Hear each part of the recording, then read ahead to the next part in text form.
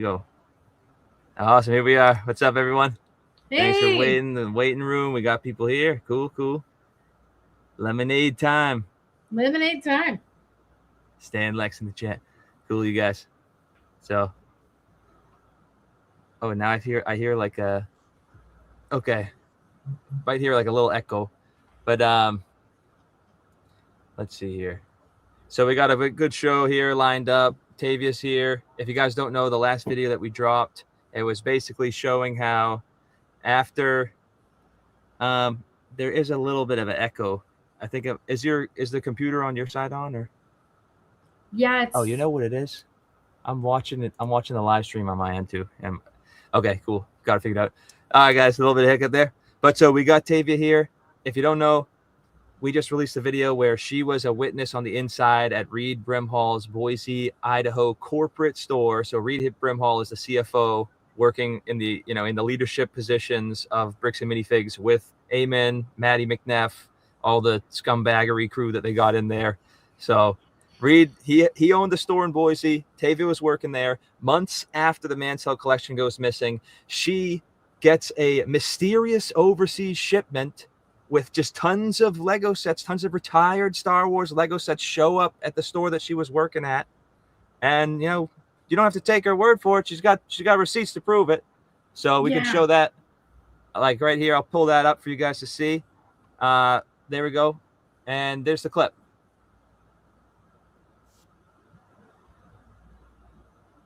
And that aired on their Facebook page also. So it's not like I'm just bringing in, you can go look at their Facebook page unless they've pulled it. Yep. It's kind of interesting. Their August 1st release was on their Facebook page. Like they were so proud of it. But you know what? They got it on the 2nd. And who else didn't get theirs? I mean, that's just crap. Yeah. You see here, guys, like these are like pictures of the certified sets, right? So like if you didn't see a couple of videos ago, so the last video we covered all this, but 2 videos ago we covered this theory that Brandon and Josh and whoever else decided they were going to do this to conceal the association to the Mansell collection. They broke down new in-box sets and they sold them as used in the Eugene store, and that's supported by data on the bandmap.com. So you can actually see on the bandmap.com that there is a lot of the online shop data. I'm going to pull it up right now for people to see.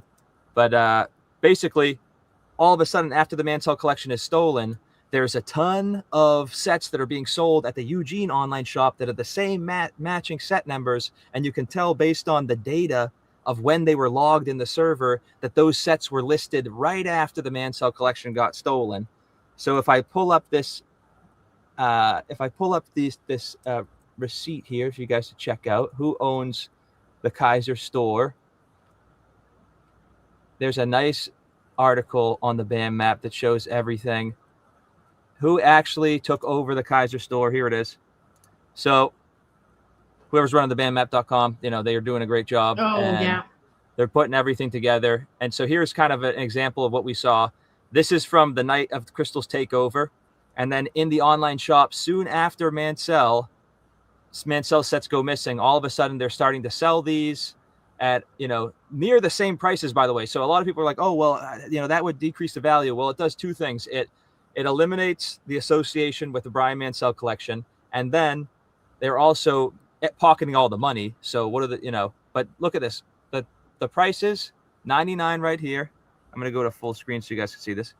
$99 right here. And they're selling it for $99 on their website. So they're really not losing out on much. And it's basically, free money for these guys if it is the same sets, if they are the same sets. And it's not just 3. It's a whole bunch of them. All of a sudden, after the Mansell collection goes missing, there's a massive spike in online listings. So this is the data, what led us to this, conclusion that they may be taking the new in-box sets, hiding their association with the Mansell by selling them as used. And then here's more. Okay, we see all of these things, copies held of each set. They have 30 copies of this, 21 of that, 19 of this. Looks like an entire collection now is being listed on the online shop. And the flagships are missing. So one of the flagships in particular I was very curious about. And it just so happens, like, if you see here, right before this, we can see an Ewok village right there, and that's what I was curious about. I put a shout out in the last video for Walker. I gotta say, I got a response. I got someone who might know who Walker is, so more Oh, coming that on would be that nice. soon. Yeah, so we got Ewok Village right there. That was one of these sets that was missing that Josh confirmed. And then, so getting back to this point, if they did break down the new sets, obviously the higher value ones, maybe they didn't. Some of them could have been sold as used. Some of them could have maintained their value, like the Cloud City. You know, that's a difference of 10,000 plus to 5,000 used. If you saw on Whoppy Bricks, you know, he sold one for 5,000 recently to a big purchase customer. Anyway, so how many certified sets would you say came in? Like, I know we touched on this in the interview. Oh, it was a lot. It was more than I've ever seen. I mean, there was a lot. We couldn't fit them all on the shelf, and as soon as there was a hole, we'd refill it. But there were some, and you know, it goes to say, what if they were just opening the box, getting rid of the box, throwing the bags as they are bags, you know, just throwing them in. I have no way to know that because, you know, we don't open them up after they've been sealed. But, you know, it was just oddly weird that they didn't say anything that they were doing that. None of those sets came through the store. So usually when they take things home, to build them, it comes through the store, they take things home. But none of those sets, it was like, wow, I didn't know you guys had all these sets. Oh, yeah. Yeah, that's crazy. Oh, yeah. So they had a bunch of stuff at their house, huh? And they managed to just get all this stuff done at their house and then bring it back into the store. And if you had to say a number, is it like 2 dozen, 3 dozen? How many, like, would you say? Oh, it was better than 20, 25, maybe 30. No, 30 it was a used lot. sets. Yeah, Just it was like a this, lot. all boxed up. Like, right. Where's the, because I had a couple of pictures. A here's couple of shelves one because picture. there's, yeah. So you'd say you have more pictures than this, just like these Well, ones? the different shelves, because that's a whole, I think that's 4 or 5 shelves, and all of those shelves were full. Yeah, for sure. And you said Crystal even saw these pictures. You sent these pictures to Crystal and she confirmed. Yeah, I sent them all to her. I'm like, wait a minute, as I'm going through, because I was picking out some marketing stuff that I wanted to kind of show off and how to merchandise things. But as I'm going through, I'm like, oh, wait a minute. And then that was my first response, is to send them over to her. And I'm like, what do you think of this? And she's like, some of those sets were on the list. Definitely on the list. I'm like, okay. That's crazy. It's just pretty interesting that we ended up getting a whole shipment from an overseas vendor. Or an overseas vendor, right? Yeah. That's very sketchy. That's and very then, sketchy. You know, somebody in the comments said that they couldn't find the manifest because all of that's public records, anything that comes through customs. And we couldn't find the manifest. We couldn't, you know, it's a public record, but we couldn't find it. So if there's no manifest and it's not there, then where's the, you know, where's the bit? Exactly. That's the thing. It's like, that was another thing that came across, you guys. We had a bunch of people in the comments were like super kind of supportive and trying to help out what they know. And one of the guys apparently worked in import export, and he was saying all this import stuff, import records, if they're claiming something came from overseas, all that import record is public data. You can go up to a website and look up. We can even do it right now. We can go to import records, USA, and I'm going to pull up my screen and show you guys exactly what I'm talking about. United States International Trade Commission data. Let's see. Look up import records. Well, and it needs to be for Telu Legacy. Yeah, for sure. I looked up Telu Legacy. I looked up I looked up BAM franchising. Couldn't find any of them. But yeah, we have an Ask Me Anything here, and I'm going to pull up this and we'll show you the proof. We can get into some of the questions, so it should be good. Here we go. Let's share an entire screen. All right. So add to stage.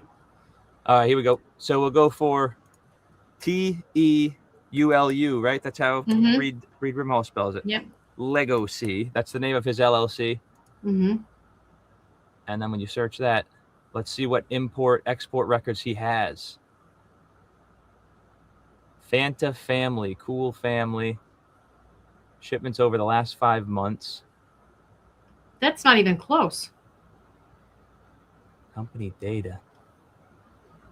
Yeah, these are different companies altogether. This isn't even Taveya Legacy. All countries, shipping suppliers. Taveya Legacy company. All right, let's go to import. Maybe I was doing this wrong last night. Family Group LLC. Yeah, but that's not even clues. That's strange. Filters. Let's see where. Maybe I'm using this thing wrong. Let's see. Taveya Legacy. I'll try to dive into the data in a bit, I guess. Guava family, family group. To be honest, I don't really know how to use this tool. Some guy told us about it. Tried it a little bit. Guess I, came up with something here, but enter the company. TEULU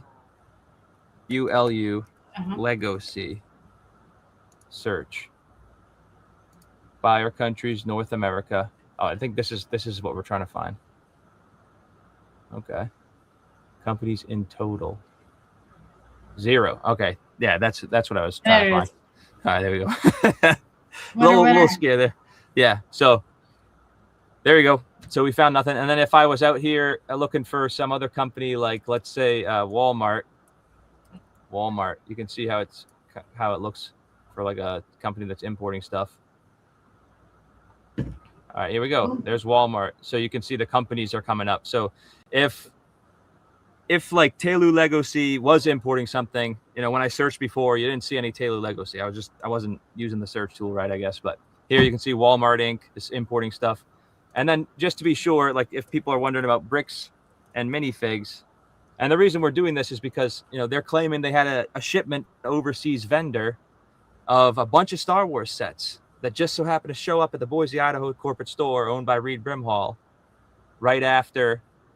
I think we're getting this thing again where it's not doing. Oh, it's finding the and. That's what I'm doing wrong. So I'm going to use quotes.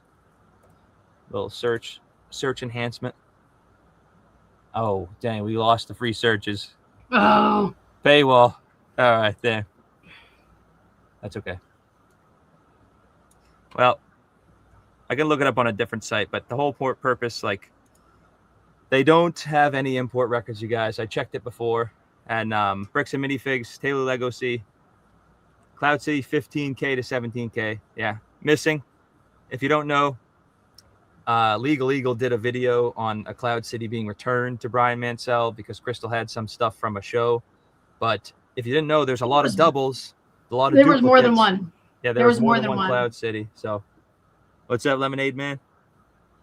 Shout out, Lemonade Man. Shout out, Jess Khaleesi. Nice. All right. So, does anyone have any questions? We can get right into. Is Sheldon Necross is Alma McNeff for sure? Is that one?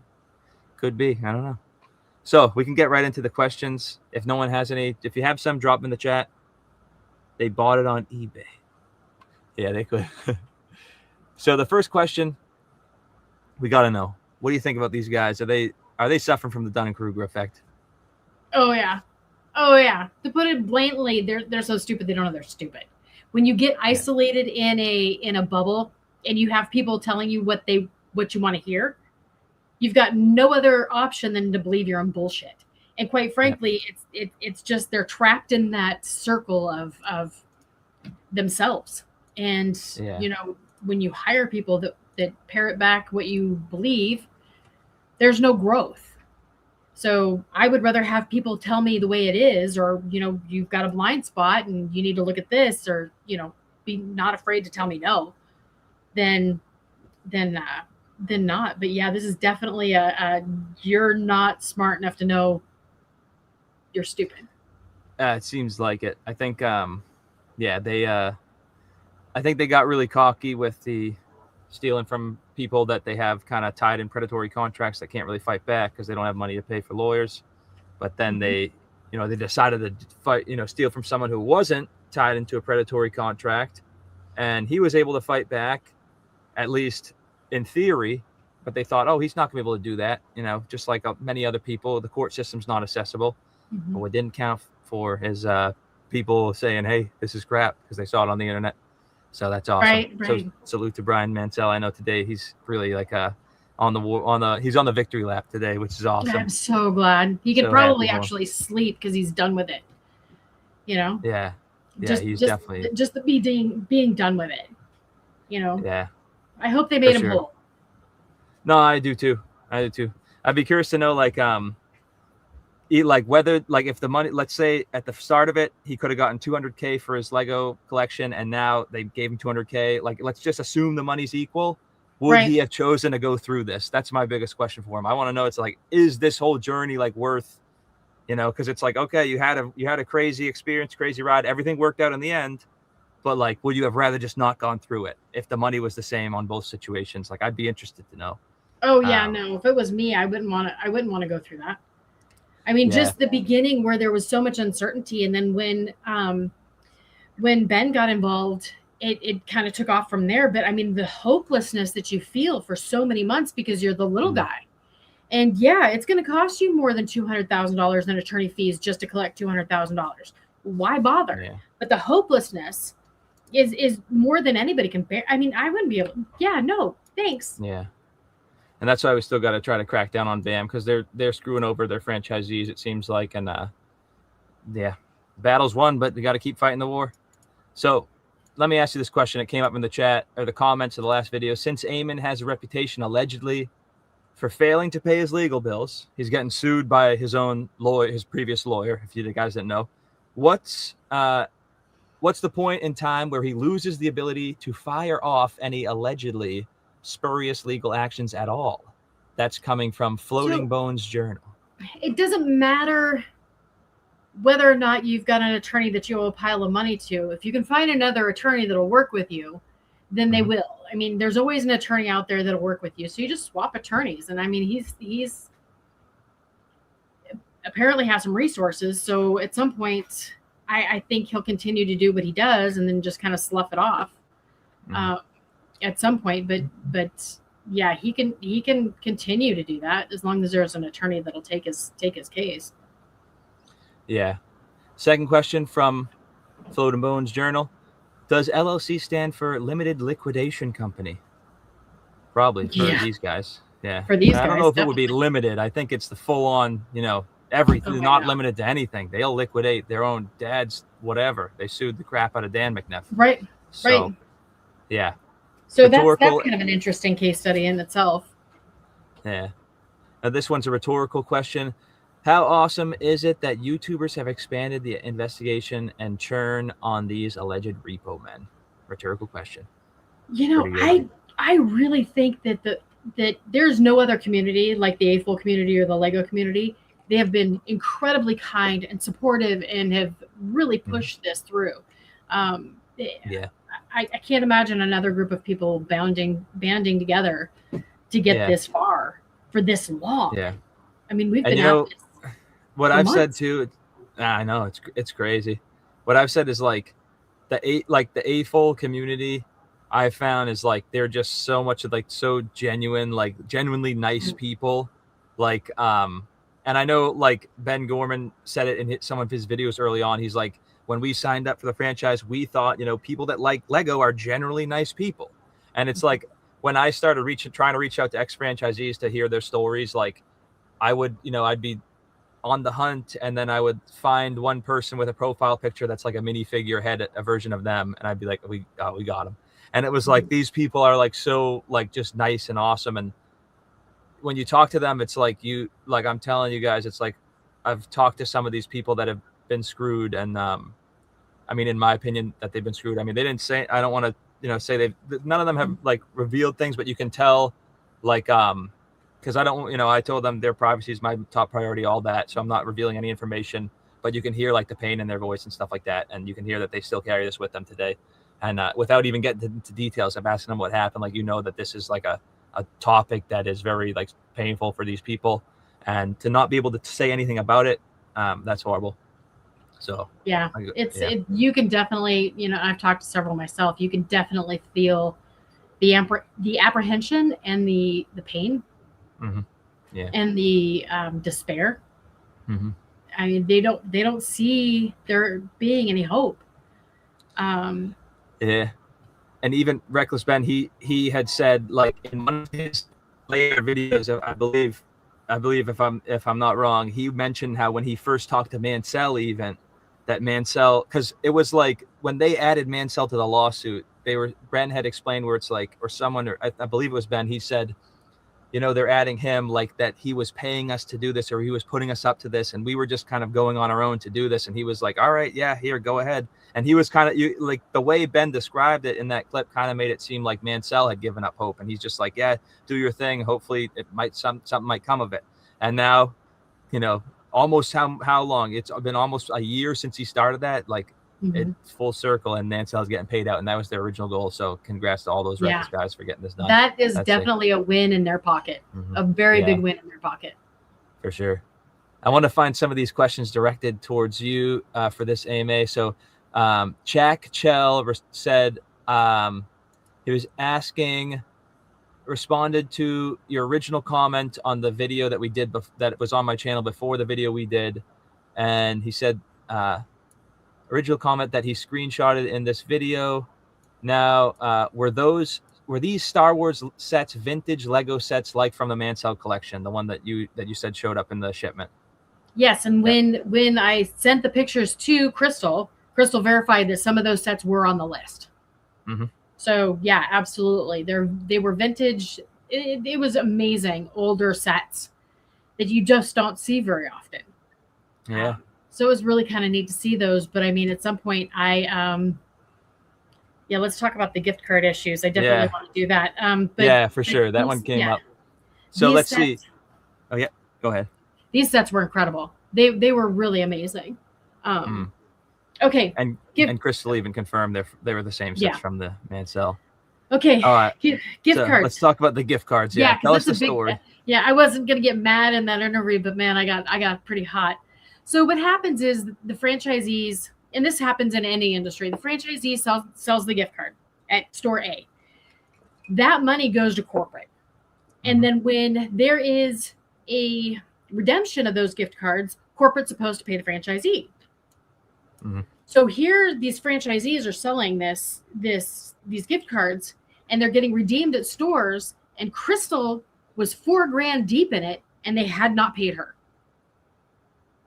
So I don't know how many more of those gift cards are out there, but I know that on their FFDs, there was more than $400,000 before 2024.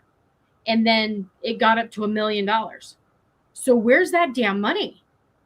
Yeah. If they're not paying the franchisees, where's that damn money? And then they split. The gift cards were sold by a different vendor.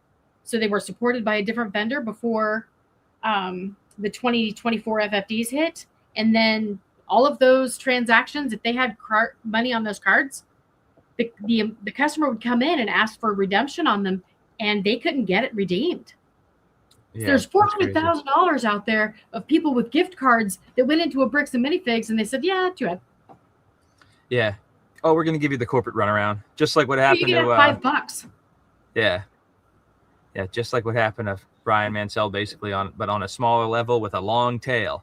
So if you guys realize that, it's like if there's 100,000, if there's not 100, let's say there's 50,000 people that all have a $20 gift card, that's $100,000 right there, or that's $1 million, right?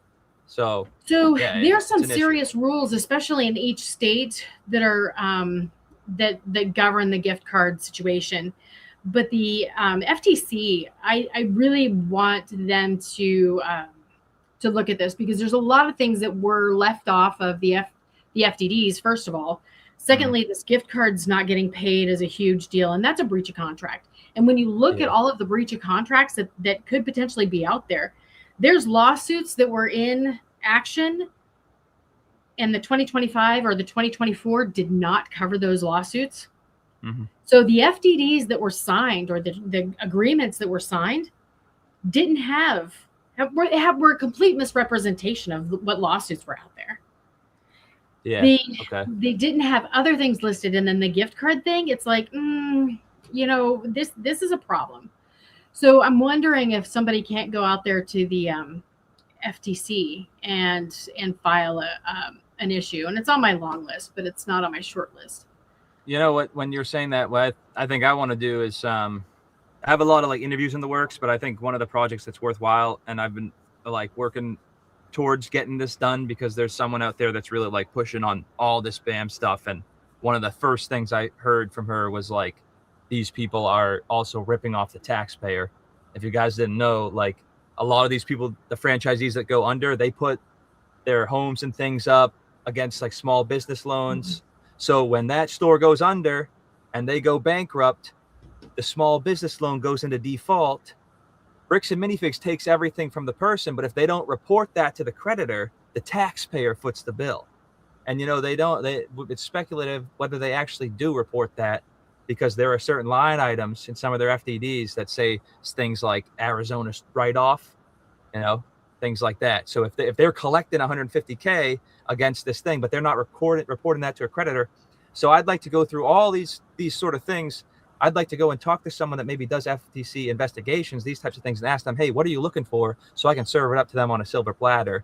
And then that might be awesome, because you know what they say, you got to get, want a job done right, you got to do it yourself. So I think if I can just send all them the information, it's like, hey, the job's already done, take these people down.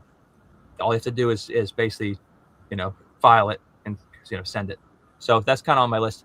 Let me ask you: is there a chance that maybe something can be done about these gift cards in terms of like FTC or like this runaround, or is there some sort of regulating body that would do something about that? Yeah, the FTC regulates all of that. In addition, that each state has some laws about that. So contacting each state, but it's also a breach of contract. So if they're not paying you their gift cards, that's a huge deal. That's a and you've got some legal recourse for that. Because it is a breach of contract. And if they're in breach of contract before you're in breach of contract, then you know what, screw them. But at some point you have to still do your part until you get the legal stuff figured out. But at some point I would encourage people to spend their gift cards at the corporate stores. And that's a huge deal, because if you can get them spent at the corporate stores, then that goes to them and not the franchisees that have to eat it. Yeah. Let me ask you this from 4263.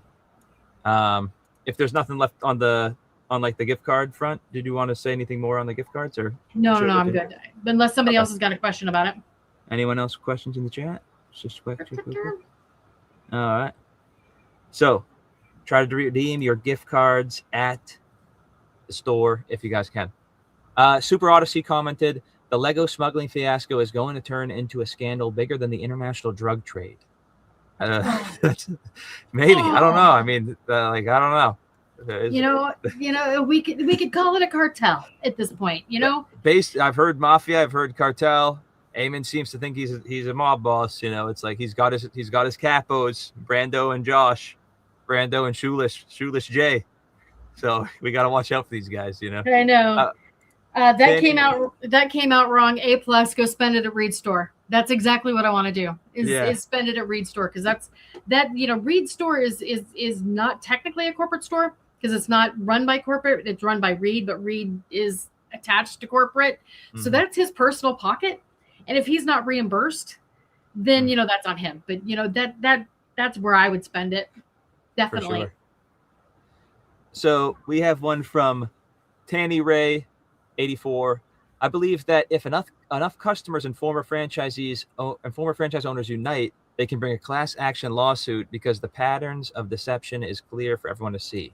Now, this is one thing I think there's a lot of info on this, but yeah, go ahead. Okay. So because of the way their contracts are written, they can't do a class action lawsuit. And that's kind of a real thing. So we're just going to kind of put that to the side. I'm a smash and grab kind of girl.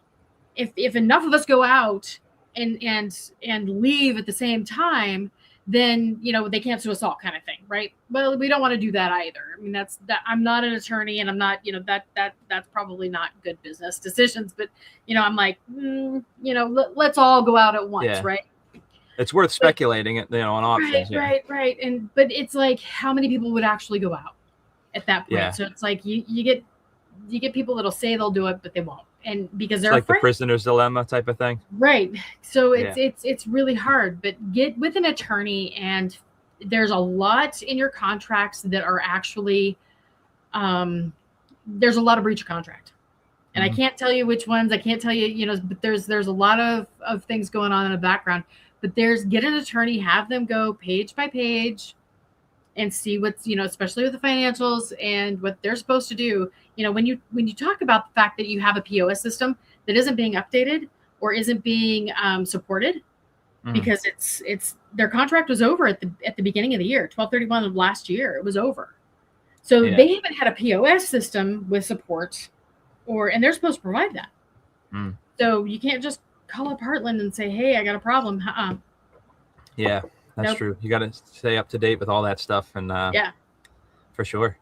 We have one come in from M4G 1KM, a new one. I haven't heard this before. Bricks and many fibs. So thought that was worthwhile. Yeah. Many fibs, many lies from these people.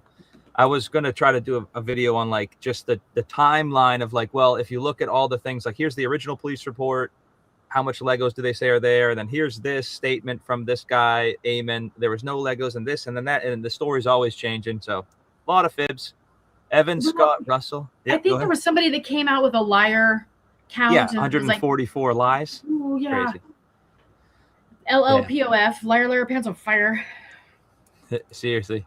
Evan Scott Russell commented, I live near the Santa Clarita store.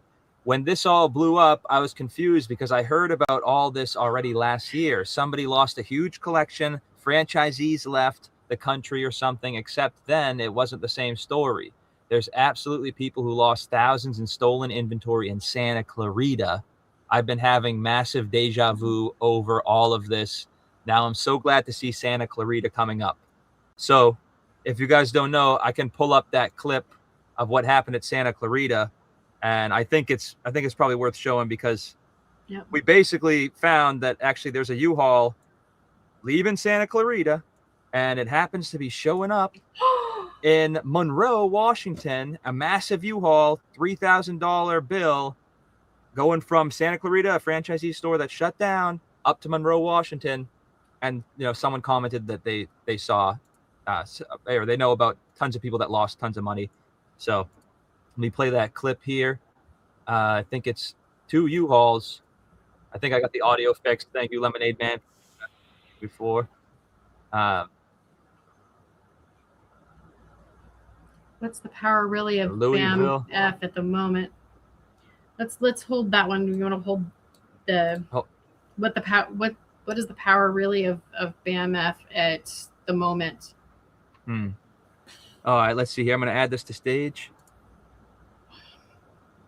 Now let's take a look at the other U-Haul Adam Brimhall rented in Santa Clarita, the location of another Bricks and Minifigs store closure. Whoa, that's a big truck, Adam. Probably could hold a lot of Lego. And it was driven from Santa Clarita all the way up to Monroe, Washington? That's over 1,000 miles. Where the hell could you have been going Brando. Not Brando. That's Brimhall. It be that you were going to another corporate Bricks and Minifigs in Monroe, Washington? Wow. If these connections are accurate, the Brimhalls and McNeffs may have come up with a remarkably reliable way to source inventory for their corporate stores. So I have to ask, what was in that U-Haul? What was in that U-Haul, Could it have been Lego from the closed franchise being transported to the corporate store? So, still a clip. So, Total A-Fall, thanks for joining in. Total A-Fall's in the chat. Yes, thank you. You did a great job. Oh my gosh. It was an amazing interview. That's great. Yeah, if you guys want to check it out, Total A-Fall put out like the first interview, I think it was, with Taveya, right? And then even before the EBN guys? Yeah. No, I was on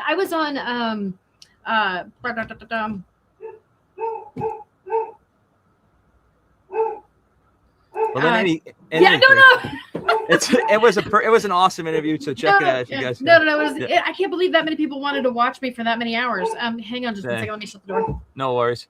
So we showed that clip because we had a comment. Total A-Fall. Evan Scott Russell commented, "I live near Santa Clarita store. There's absolutely people who lost thousands in stolen inventory at Santa Clarita. I've been having massive deja vu over all of this. Now I'm so glad to see Santa Clarita coming up." And then so we have this U-Haul receipt of a massive truck going up to Monroe where there's a corporate store. Very sketchy, very coincidental. So I think we all know what was in that U-Haul truck. It's just speculation, but I think we all know, you know. Well, and one thing I really want to say is Mhm. you know, for me, the biggest point for me is that I've been able to bring receipts.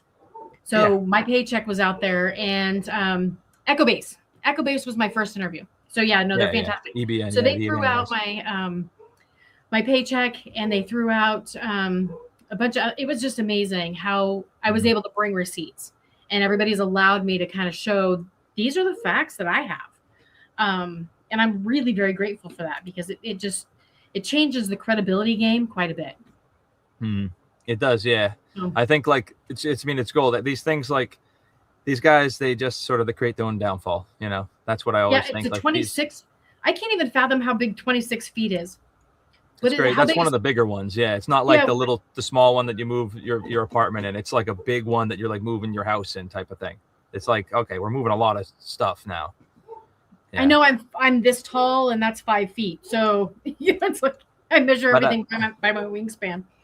But I did actually reach out to that. I responded to that comment from Evan Scott Russell. I asked him, you know, if he wants to get in touch. Hopefully we can get a little bit more info about Santa Clarita. Tanny Ray 84 commented, if the police start calling about a bank robbery, just ignore them. Those guys are crazy. Oh, and I also got some money coming in from a friend overseas. Okay. That's exactly how they sound. Always acting like everyone around them are dumb. You know, Dunning-Kruger effect, right? Is that right? They think no one can see right through the lines. Yeah. Right. They're so insulated when you've got that type of money where you're buying your kids jobs. Mm-hmm. You know, I mean that's what it is. Reed bought his kids a job. So I mean, at some point, it's like they're so insulated from what's really going on and whether or not they can actually do real work outside of that store. It remains to be seen. But if you're just listening to yourself in a vacuum, that's definitely you're not very smart. Yeah, no, it makes sense. So we have one from Sweet Roll Aficionado.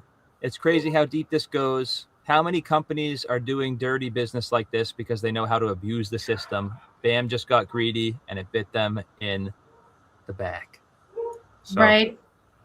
You know, we hear about things all the time, and how, you know, there's case studies on all sorts of businesses that have done well in responding to negative things that have happened. You know, Tylenol is a great case study in the fact that that's how we ended up with tamper-resistant seals. Somebody was lacing Tylenol with cyanide. So instead of, so instead of just recalling that area, they recalled damn everything. The benefit for them was not only did they correct the problem, they overcorrected the problem. It cost them a ton of money to begin with, but they made all that up in goodwill and traction after that. They were much more profitable, much quicker. Where BAM's going to go down with this one. You know, it's just not going to, they're not going to recover. I think like it just flies outside of all of the kind of like standards that you might expect would happen in business. You know, they were rolling over so many people for so long, and there was no spotlight. And I think that's why this case is so much different. And like whatever PR team, or whether it's, their cousins or whoever they're hiring to do their PR, I don't know. But whoever's deciding to tell them that this will all blow over in 2 to 3 days or 2 to 3 weeks, like, I don't think they understand that it's a lot of people have been abused by the system, whether it's, you get screwed out of this bill, it's $100, or you get you got a lemon car sold to you. Shout out Lemonade Man, Honda sucks. But it's just like, you got to actually realize that if you're doing something to screw people over, and that's basically the current meta we're living in. People are getting screwed all over by companies. So I think that really blew up and bit them in the ass. There's no more accountability. I mean, there's no more natural consequences. You know, when you my generation, Gen X, I mean, you got beat for everything. We drank out of the hose and we were allowed in the house. And now it's like, oh, you can have a timeout, which, I mean, works with my kid, but it doesn't work with every kid, So but there's no natural consequences. I'm all about natural consequences. They need to see what's actually going to happen. So, and shout out to Brian Mansell too, because I feel like if he didn't take the stand, then we would have never gotten this under the spotlight, and he had to hold the line for so long, and so awesome. I just really hope to make him whole. Oh yeah, we got a comment in the chat. Are they not very smart or just downright cruel? I think Eamon maybe just be a sociopath. I don't think he actually cares at all about anyone but himself. I'm not going to, put medical labels on anything. But when you have personalities like this, the great thing is they'll accuse you of what they're doing. Mm-hmm. So the second he came out with, oh, it's Rico and blah, blah, blah, I'm like, oh, he knows exactly what he's doing. Yeah. So they know what they're doing, but they're just not smart enough to execute anything very well. Mm-hmm. The Pun King, thanks for showing up, dude. Yeah, thanks so much. It's like with at least Al Capone, Al Capone, they caught him on tax evasion. They couldn't get him on anything else. At least they were smart. Yeah. Yeah, they had to get kind of technical on him. Got Owen really in the chat. How is the bill of your hat so freaking big? It's been hitting the gym. Yeah. It's like biceps. So, you skipped leg day. Is that what happens when you skip leg day? Pretty much. Just hat day every day. Yeah, hat day every day. Let's see. We got one from Dustin Echoes. I scoff at all the other videos with the thumbnail. Lego found the Lego. No, this video has the people who found the Lego. So, David, you found the Lego, it seems like. Well, part of it, maybe. I mean, I don't want to say that that's for sure it, but you know what? It smells fishy because it is. Yeah, I mean, here's the thing, right? Sorry, let me see if I can get it. Right. I want to show this part where you found the Lego. As you say, you sent us these pictures here, and, I feel like, does this come from an overseas vendor, a $1,200 minifig? I don't know. No, so they found that one in bulk. Oh, okay. How did they just find that in bulk Lego? Interesting. I mean, Here's I wanted to show the what I really wanted to show is this one here. So we have the Ewok Village. I don't know. Did we find the stolen Lego? It seems like a lot of these sets match. And according to Chris, so if I was to rank maybe the people that would know the sets from the Mansell collection best, it might be like, Father Mansell, that we all know and love, and then Crystal O'Gorman. Right. And that's why I just shot her a text super quick. I'm like, dude, what? And this is their post on May 3rd. So that was the day before. Yeah.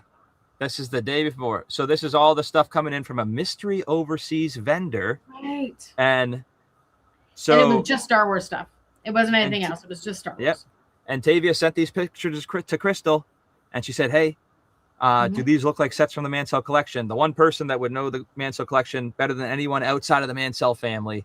And Crystal said those are the sets. We don't know if they're the same ones from the Mansell collection, but those are the same sets, for instance. So, and there's a lot of them. Like there's a ton of new sets. Just happened to show up at Reed Brimhall's store after the Mansell collection went missing. But they were posted on Facebook, and as a big a lot of rare sets, just like they always do.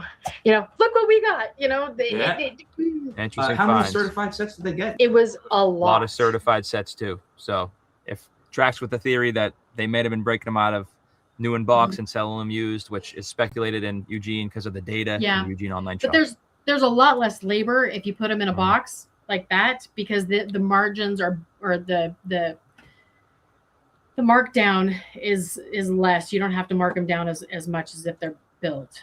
Yeah. Because you've certified them. All the pieces are in there. Mm-hmm. They may not be new, but certified used sells better than built. Yeah. I think I think you might have found the Lego. I got to say, at least a big chunk of it. I think so. Appreciate you for speaking out about it. Yeah. Do you think Brandon, Josh, and or Eamon are watching with us? Oh, yeah. There we go. Lemonade Man. Brandon, Josh, or Eamon. I think Josh is using the screen name Bob Gutter. At least that's the one that showed up in Relic's chat, and Relic suspected that was Josh. So I don't know. But if Josh, if you're out there, Well, and I know that the family's going, I don't know why Taveya turned against us. And I'm like, Taveya turned against you, was never with you. And, right. It's one of those things where it's like, you know what? You can't lie, cheat, steal, and think you're going to get away with it. Where did I take that photo? If you look at the top here. Yeah. So I took all those pictures and then I sent them to Erica, and then Erica posted them on Facebook. So I actually took that at the Boise store, where Reed Brimhall owns that store. And that's where I was a manager for a year and a half. Yeah. And if you guys see at the top of the image there, it says Bricks and Minifigs Boise's post. Yeah. So this is like from there. Yeah. I wanted to show that not only did I take the pictures, but they actually posted those pictures on Facebook. So it's kind of like, it's important that I bring the receipts. I may have taken those pictures, but those were the ones that they used on Facebook. Yeah, for sure. So, and they're all here like, right, like you can really, see Bricks and Minifigs Boise's post, Bricks and Minifigs Boise, a peek at some of the cool sets in stock today. And there's Walker's Ewok Village, potentially, I suspect. So. Well, and how much money did he put down on that, and how much money did he lose? According to the spreadsheet, I heard that one of the Ewok villages had $125 down on it, and one of them had $250 down on it. And I think they were selling for $750. That's according to the numbers that I heard from someone. So imagine you're, some middle school, early high school kid, and you save up all summer. You're doing mowing lawns or whatever. And then Josh and Brando decide to take your envelope out from under the register, speculating, and pocket all your money and tell you to scram. That's jackasses. Yeah. And Reed Brimhall's the CFO of corporate. Yes, he is. And I was told by Reed that he owns more than 50% of corporate. So I don't have any paperwork to show that, but he told me that. Erica told me that. Joe told me that. They were pretty proud of it. And that's their legacy. He owns that. Yeah, he owns that Boise store. So he bought that for his son Devin. And I got to tell you, Devin's off limits. Okay, Devin is a good guy, and I think he's the best thing since sliced bread. And I loved working for him. And he's not in this. This is not his dog to fight. But Reed bought him that store so that he would have a job. And being on the spectrum, the autism spectrum, it was a great place for him to work. And it was just a really I'm really grateful for that part of that job. Yeah, you don't condemn the son for the sins of the father. No, well, not that one, but we could throw Adam under the U-Haul. Well, Adam has his own sins. He was implicated in the in U-Hauls. So I scoff at we just read that one. So now we have one from WSMC. UW. We need people to serve jail time for this. I can't believe Ben's team went behind bars and not these scumbags. Oh, I That's know. Insane. I know. It's always the tragedy of the guy doing the right thing and try, and how much he's going to suffer. No good deed goes unpunished. And it's just, he had to, evil Lynn. That's that. Yeah, no, Evelyn. So yeah, after I left, Devin quit. Yeah. Devin was working in the store on a regular basis, and COVID hit, and he wasn't working there for a long time when COVID hit because it's scary. And then he came back and he was working on a regular basis, and then Joe took over and Devin quit. And Devin was the other Brimhall son, right? Like the one that they bought the store. Okay. Yeah. Yeah. Okay. So he even went against his own family. He said, "Enough. I'm not supporting this crap." Yeah, I'm not going to work for Joe. Dang, that's good. Dang. Hats off to Devin. He's a good guy. I guess take this out first. Take that off. Yeah. So the whole thing about Josh and Brandon working for corporate, but also owning stores is weird to me. You have to look at all of the players in that, because Mike Wu is in that pile. He owns a couple stores. I don't know how much he's at the store, but I believe, and I might be talking out of pocket, I believe he wrote some of the software that they're using for their yeah, that's interesting. Buy calculator. But I'm talking out of pocket. But I think that's it. But when you look at all these guys, they and this was really important for why I spoke out as soon as I did, because we weren't watching Reed. Everything was Matt name. And I'm like, no, you have got to understand there is a bigger player here, and it's Reed Brimhall. Now you can make the argument that Reed doesn't know, and they're hiding stuff from Reed, but he's the CFO. Yeah. And he was a CPA. And let me tell you, and I'm not going to mince words here, if you can't look at the books and the financials and not see what the fuck is going on, then you're in on it. You can't tell me that he isn't. Yeah. Because he can't. I've met Reed. I've worked for Reed. He's not that stupid. Reed is a smart man. Yeah. But you know what? No. I mean, I think to be honest too, it's like I don't see these guys like losing money. Like when a franchisee business fails, it seems like they're just gaining more money by taking everything from them. You know what I mean? Toy bounty hunters, Toy bounty hunters, what's up? So like these guys, they're basically like, you know, if I'm a franchisee and I'm going under, and if they're good people, you know, they could just say, all right, hey, sorry it didn't work out. You know, we'll forgive all the stuff. You know, you don't have to pay royalties this month or whatever. We'll try to make it right with you. Try to give you a chance to maybe succeed. But instead of giving them a chance to succeed, it seems like they are actively doing the opposite and then trying to take everything from them. And this is what gets me the most. It's like if they just let them kind of walk away and say, hey, it didn't work out. We have to cease operation. We have to close down.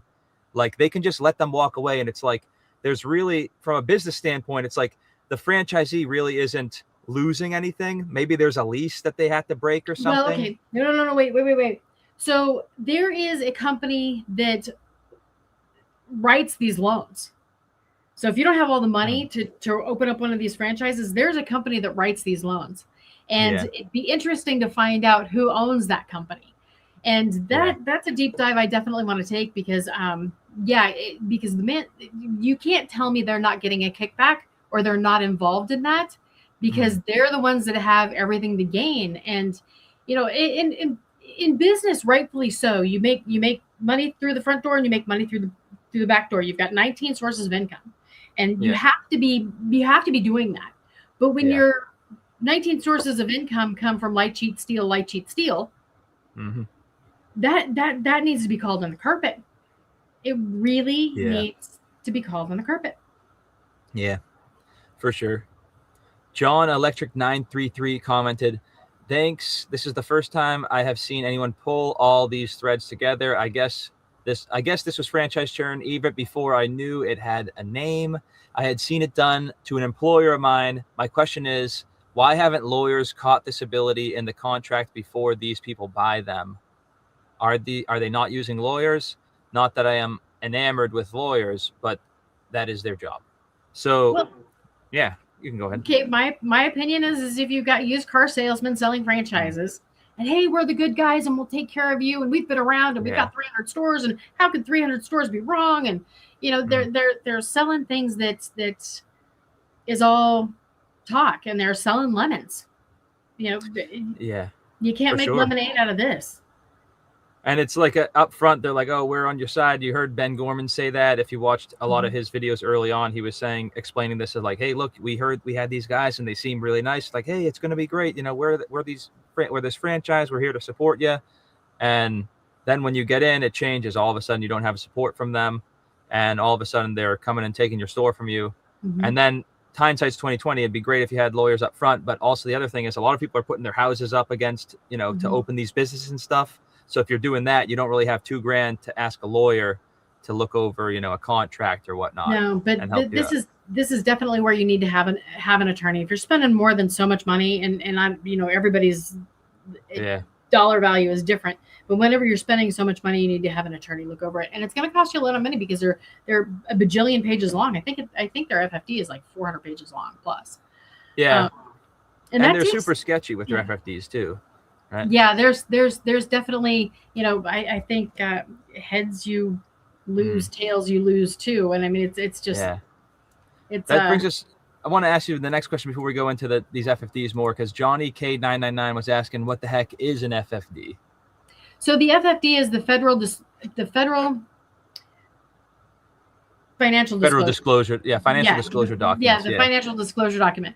And that's the document that you get when you're looking at a franchise. So you sign the non-compete and then you get this document, and it has to be registered with the FTC. And the FTC makes it, and you have to have it prepared by a CPA. And the CPA goes through it and they put their signature on it.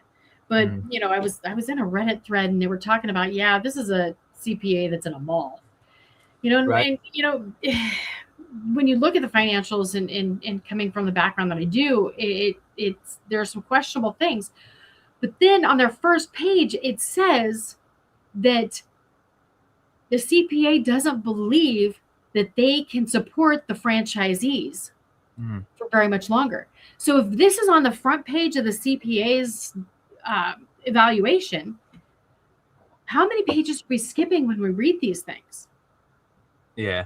So I mean, I can't go home and read one of those things because it's just like I just can't do that. But at some point, when the accountant doesn't have faith in it, right. But yeah, these documents are regulated by the FTC, and it's supposed to be true and accurate.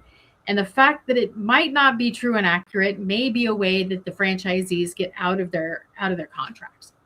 So that would be, you definitely need to take it to an attorney and look at things like, not all of the lawsuits are disclosed, not all of the. There's a lot. Yeah, for sure. There's a lot. Shout out Clifton, thanks for joining in. And there was something Owen, in the. Yeah, Owen had mentioned you pay attorneys to read what isn't in the contract just as much as you're paying them to read what is being signed. Yes, you are not wrong, my friend. You are not wrong. Yeah. I hope Reed fires Eamon. You know what? It's the same penny. Reed was there before Matt and Eamon. Yeah. So who really, and if Reed's a CPA and he's the CFO and he's not culpable, that doesn't make any sense. Let's call a spade a spade. So if Reed fires Matt and Eamon, who are you going to get? Adam and Reed? It's this. Right. It's the same team. I heard also that they're kind of related as well. Like I don't know if that's true, but I heard they have like a same cousin or something, or a second cousin or grandparent or something. So you know what they say about working with family. Like I guess the Brimhalls, the Brimhalls and McNeffs, like you don't want to be, you don't want to be working with them regardless. It sounds like no. Or they'll take everything you own. Right. Let's see. We got Ron Wade commented, the interview and original content is the only reason Bricks and Minifigs franchise settled yesterday, but they are still suing Ben. And then you replied, I don't know if that's true. It probably has more to do with Crystal's case than anything else. Thank you so much.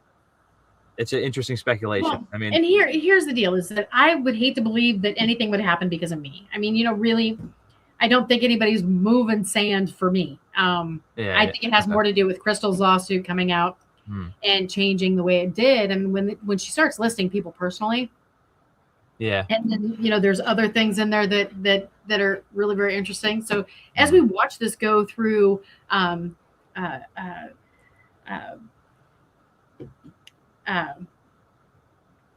is it when they get all the documents? Do you know when they get all the documents from like subpoenas you're talking about? Yeah. So when they get all the facts like out, discovery, like the discovery process, when they go through discovery, it's going to be interesting to see what actually comes out and who else gets named in those lawsuits. Really weird question is Reed Mormon. Cute story, yes, by far and away. In addition to the fact that if you look at Reed's lineage, there is a wing at BYU with his ancestors, and I don't know how many generations removed, but there is a wing at BYU with Brimhall. Brimhall's name on it. So I mean, it goes back quite a ways. If you guys don't know what that means too, like having a wing at a school means like you paid for an entire building, like they expanded the school to like you paid basically for an entire building to be built for a school. They put your name on it as a congratulations. So that's Reed Brimhall. I think it's George Brimhall was actually one of the presidents, is it? Was the president of BYU from 1904 to 1921. Quick history. Okay. Yeah. So I mean the guy's got deep pockets, point being. Right. What's up, Relic? Thanks for joining in, dude. What's up, Relic? Thanks for being here, man. Yeah, love Relic. Okay, so let's see. On a different post, I was pretty sure BAM doesn't care if stores make money or not because they can literally just kick the franchise owners out and receive revolving cash flow from reselling to new franchisees every few years. Pretty sure the franchisees probably pay a year's worth of average store revenues just to buy the store. Just speculating here, but it would be a pretty good way to launder money if certain franchisees are in on it. That came in from Master Daddy Wicked. And interesting that Relic just joined in because he was talking about how there's this question that Master Daddy Wicked brings up if certain franchisees are in on it. And I remember from the Last Relics stream, shout out to the Last Relic. If you guys are not familiar, he also owned a Bricks and Minifigs in Florida, and super cool dude's got his own channel. So check him out, subscribe to him for sure. But he was saying just the other day on his live stream some pertinent information, because apparently there's an inner circle of franchisees trying to buy up and consolidate power, is what's being speculated. So just, Master Daddy Wicked saying, just speculating here, but it would be a pretty good way to launder money if certain franchisees are in on it. So I don't really know how much, I don't know much about how people could launder money through a franchisee, but I did reach out to him to say I'd like to hear that theory. Yeah, because, that's interesting. Yeah. But when you there's so much more here. All right. And I mean, there's things I can't say, but I mean, there's so much more here than there needs to be. I mean, at some point, it's so dirty and so messy. If they would have just kept their mouths shut and did the right thing occasionally, then they would have been still getting away with it. And what the shitty thing is, they would have made so much more money, because they're so money hungry, they want to steal from everyone. But if they just did good business and expanded these stores and grew the revenue, they would be celebrated, opening stores in different areas. Give the people what they want, give them their protected territories, allow them to be profitable, set up co-opetition. They don't want to do that. Well, and so I do have something to say about the territories. Mm-hmm. I got to tell you, I'm not sure I'm convinced about, in certain aspects, yes, having your own territory is important. However, Starbucks puts coffee shops on opposite corners. Starbucks puts coffee shops in a Target and in a Target parking lot. Yeah. Well, I mean, there is something to be said for, making sure you're in the right spot for traffic, because that's why they do the opposite corners. But they're not afraid of losing money to the guy across the street because they own both corners. I guess so. I mean, I think probably for coffees, against Legos, I suppose there'd be more cannibalization of sales for Lego stores, because it's, you don't have a massive line waiting for your coffee in the morning. So you want to have maybe multiple locations. I almost disagree, because there's so many stores that do things well, but they do things differently. And that's what is so great about the Lego community, is that, I may have a store here and I like this genre, and so I do that well, and I like used stuff, so I'm going to do that well. There's another guy in the neighborhood that does brand new, retired, new in box, and he does that well. But you know what? We don't do the same thing. So having people that close together isn't necessarily a bad thing. But you know what? I'm that woman that goes, I double dog dare you to compete with me, because you can't. Yeah. Relic said Starbucks is about convenience, and same product franchisees need territory. I've heard there was a story that came out way early on. It's there's a live stream on YouTube from a month ago, maybe, with an owner from Ohio. And he was saying he was in the process of opening a store there, and there was no other stores in Ohio. He went down to Kentucky. He saw that there's only one store there, and they were doing great business. And so he opened a store in Ohio. Just so happens a bunch of other stores were opening at the same time, which they never told him about. And I guess he closed down within a year. Then we saw the thing about Quinton in Kentucky, Louisville. He opened next to the other one who'd already been around for 7 years, and he ended up closing down after a year. I know there was a dispute in California too about territory, but it's hard to say.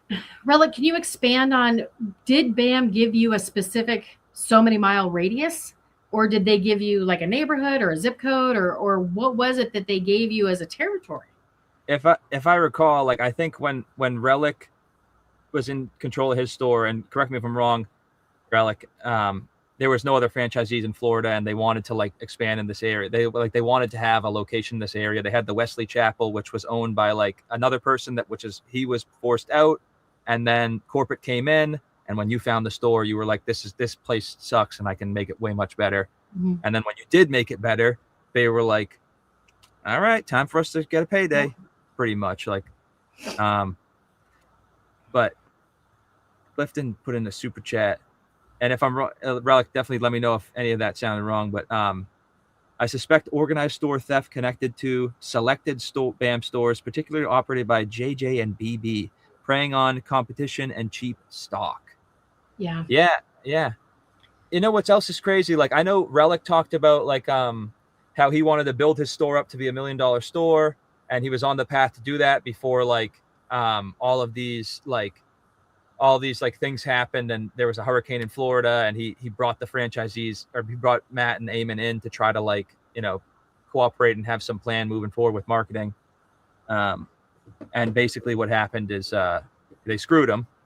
But I heard that, you know, Relic wanted to get to $1 million store, so that's kind of like a great benchmark of like if you're operating really well. And I also heard that Brandon, when he opened his online shop, he just so happened to hit $1 million in online for his store. And not many of these places have an online shop, is what I've heard, because they need like a different LLC or whatnot.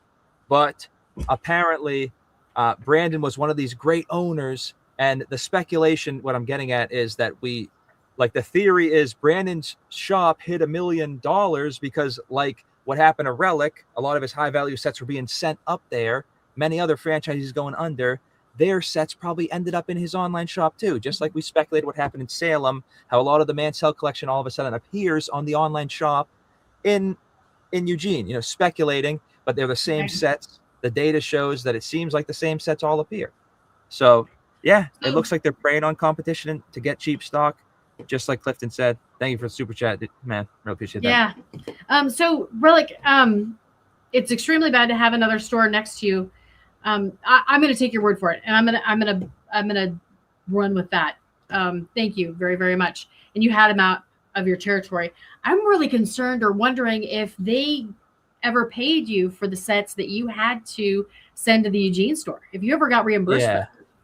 And if you ever got reimbursed for the credit for the gift cards that you took in, because Crystal was $4,000 deep in gift cards that she hadn't been reimbursed for.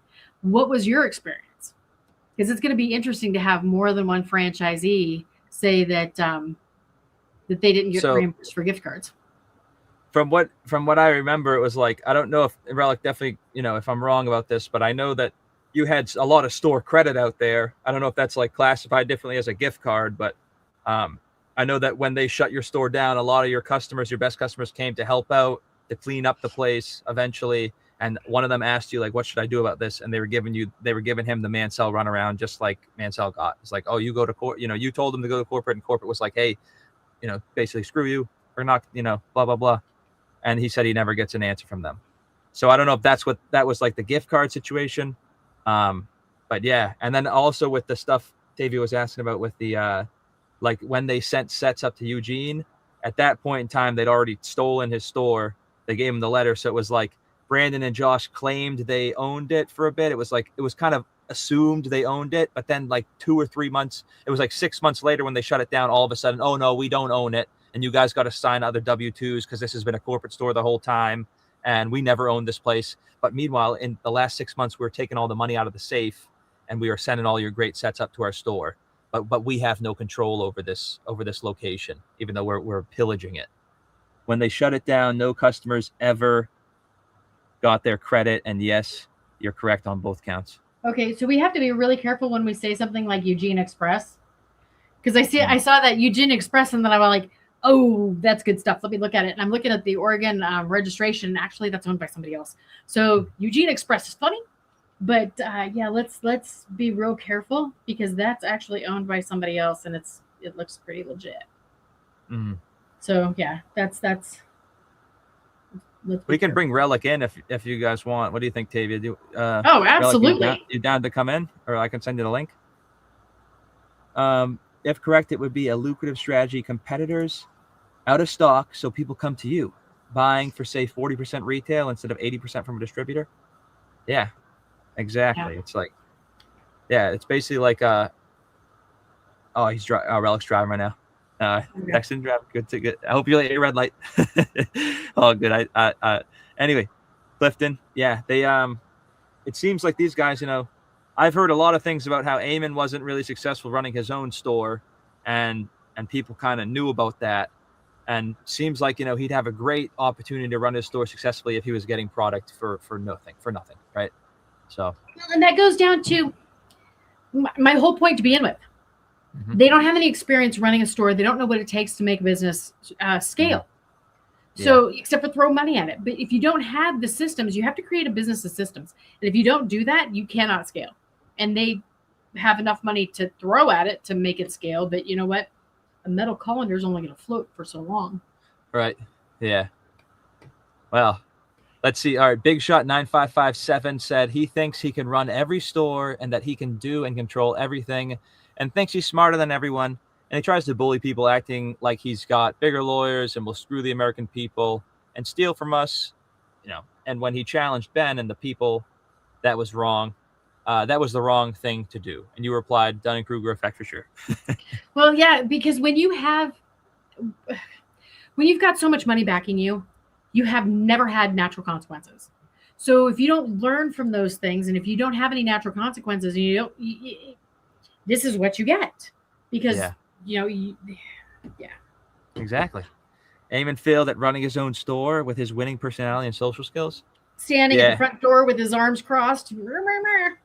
Yeah, there's like one, there was one of those skits that came out early on where it was like someone goes into the Lego store and they're like, I have this Lego I'd like to sell. And then the Eamon character's like, oh yeah, it's a nice set. And he puts it behind the counter.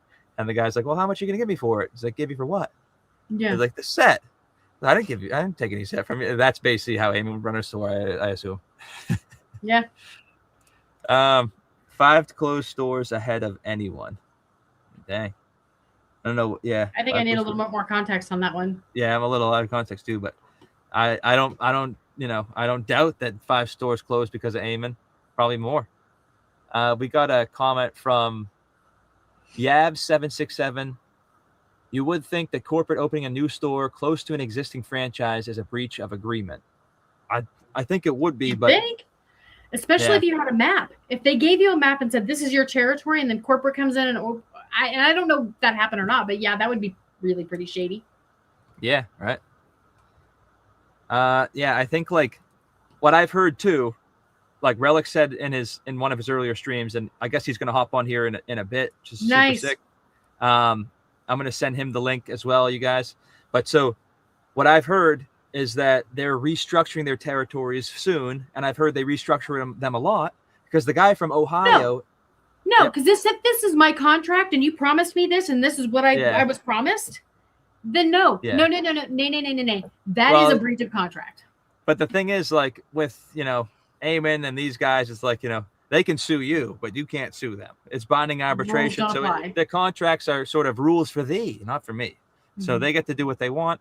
And if you're a franchisee, screw you. Well, you're done. So yeah, that's kind of how it goes, I guess. Let's see. Sad. I'm gonna send Relic this just so he has it when. 5 Steps Ahead LLC, absolutely. 5 Steps Ahead LLC. All right. Let me see it. Clifton sent in. Now I'm smelling what you're stepping in. The chess grandmaster in his own mind. Yeah, he does really seem like I've always thought he kind of thinks he's like a really like like he kind of plays lawyer. It seems like. It's the kid that thinks he's playing 5-dimensional chess and he's got the remote control that isn't even plugged in. And it's also the kid that like kind of steals your toys at at school, and then when you try to tell the teacher, he starts like crying and says you hit him, and like says like that they were his toys, and that you try to burn the place down, or that's same, and it sounds like, in my opinion. Yeah. So let's see. We got one from Earn N9V. The world is crazy, not BAM. That's like the Eamon stuff, right? Everyone's going the wrong direction but me. Well, that's pretty on brand, because when you look at their apology from to the Mansells on that when they settled, it's like, I'm sorry if you were offended, or I'm sorry if you felt that way. It's not a real apology, and there's no accountability. So for an apology, there's 3 parts to an apology. There's the admitting what happened, there's the change of behavior, and then there's the restitution. So if you don't have 2 of those 3 things, your apology means nothing. Yeah. And I like how it's like it's so obvious now to like everyone watching, like everyone around the world, like not even just in this case, but like when all of a sudden you decide to like own up to what you did and we apologize, and they don't even fully own up in this Brian Mansell like settlement, but it's like all of a sudden you decide to like do the right thing when the spotlight's on you 2 years later. And Crystal said this so many times. It's like, you could have done the right thing for 2 years.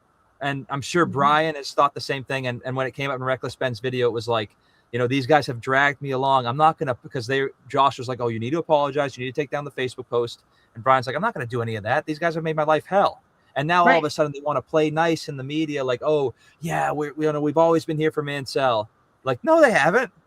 Anyone looking They were suing him for $1.3 billion until the other day. Exactly. How do you play nice? Their unconditional apology, right? Crazy. These guys are insane. This looks a lot like, so Koro Chanu said, this looks a lot like mafia. Everyone know they are corrupt. Police know they are corrupt. They still walk free.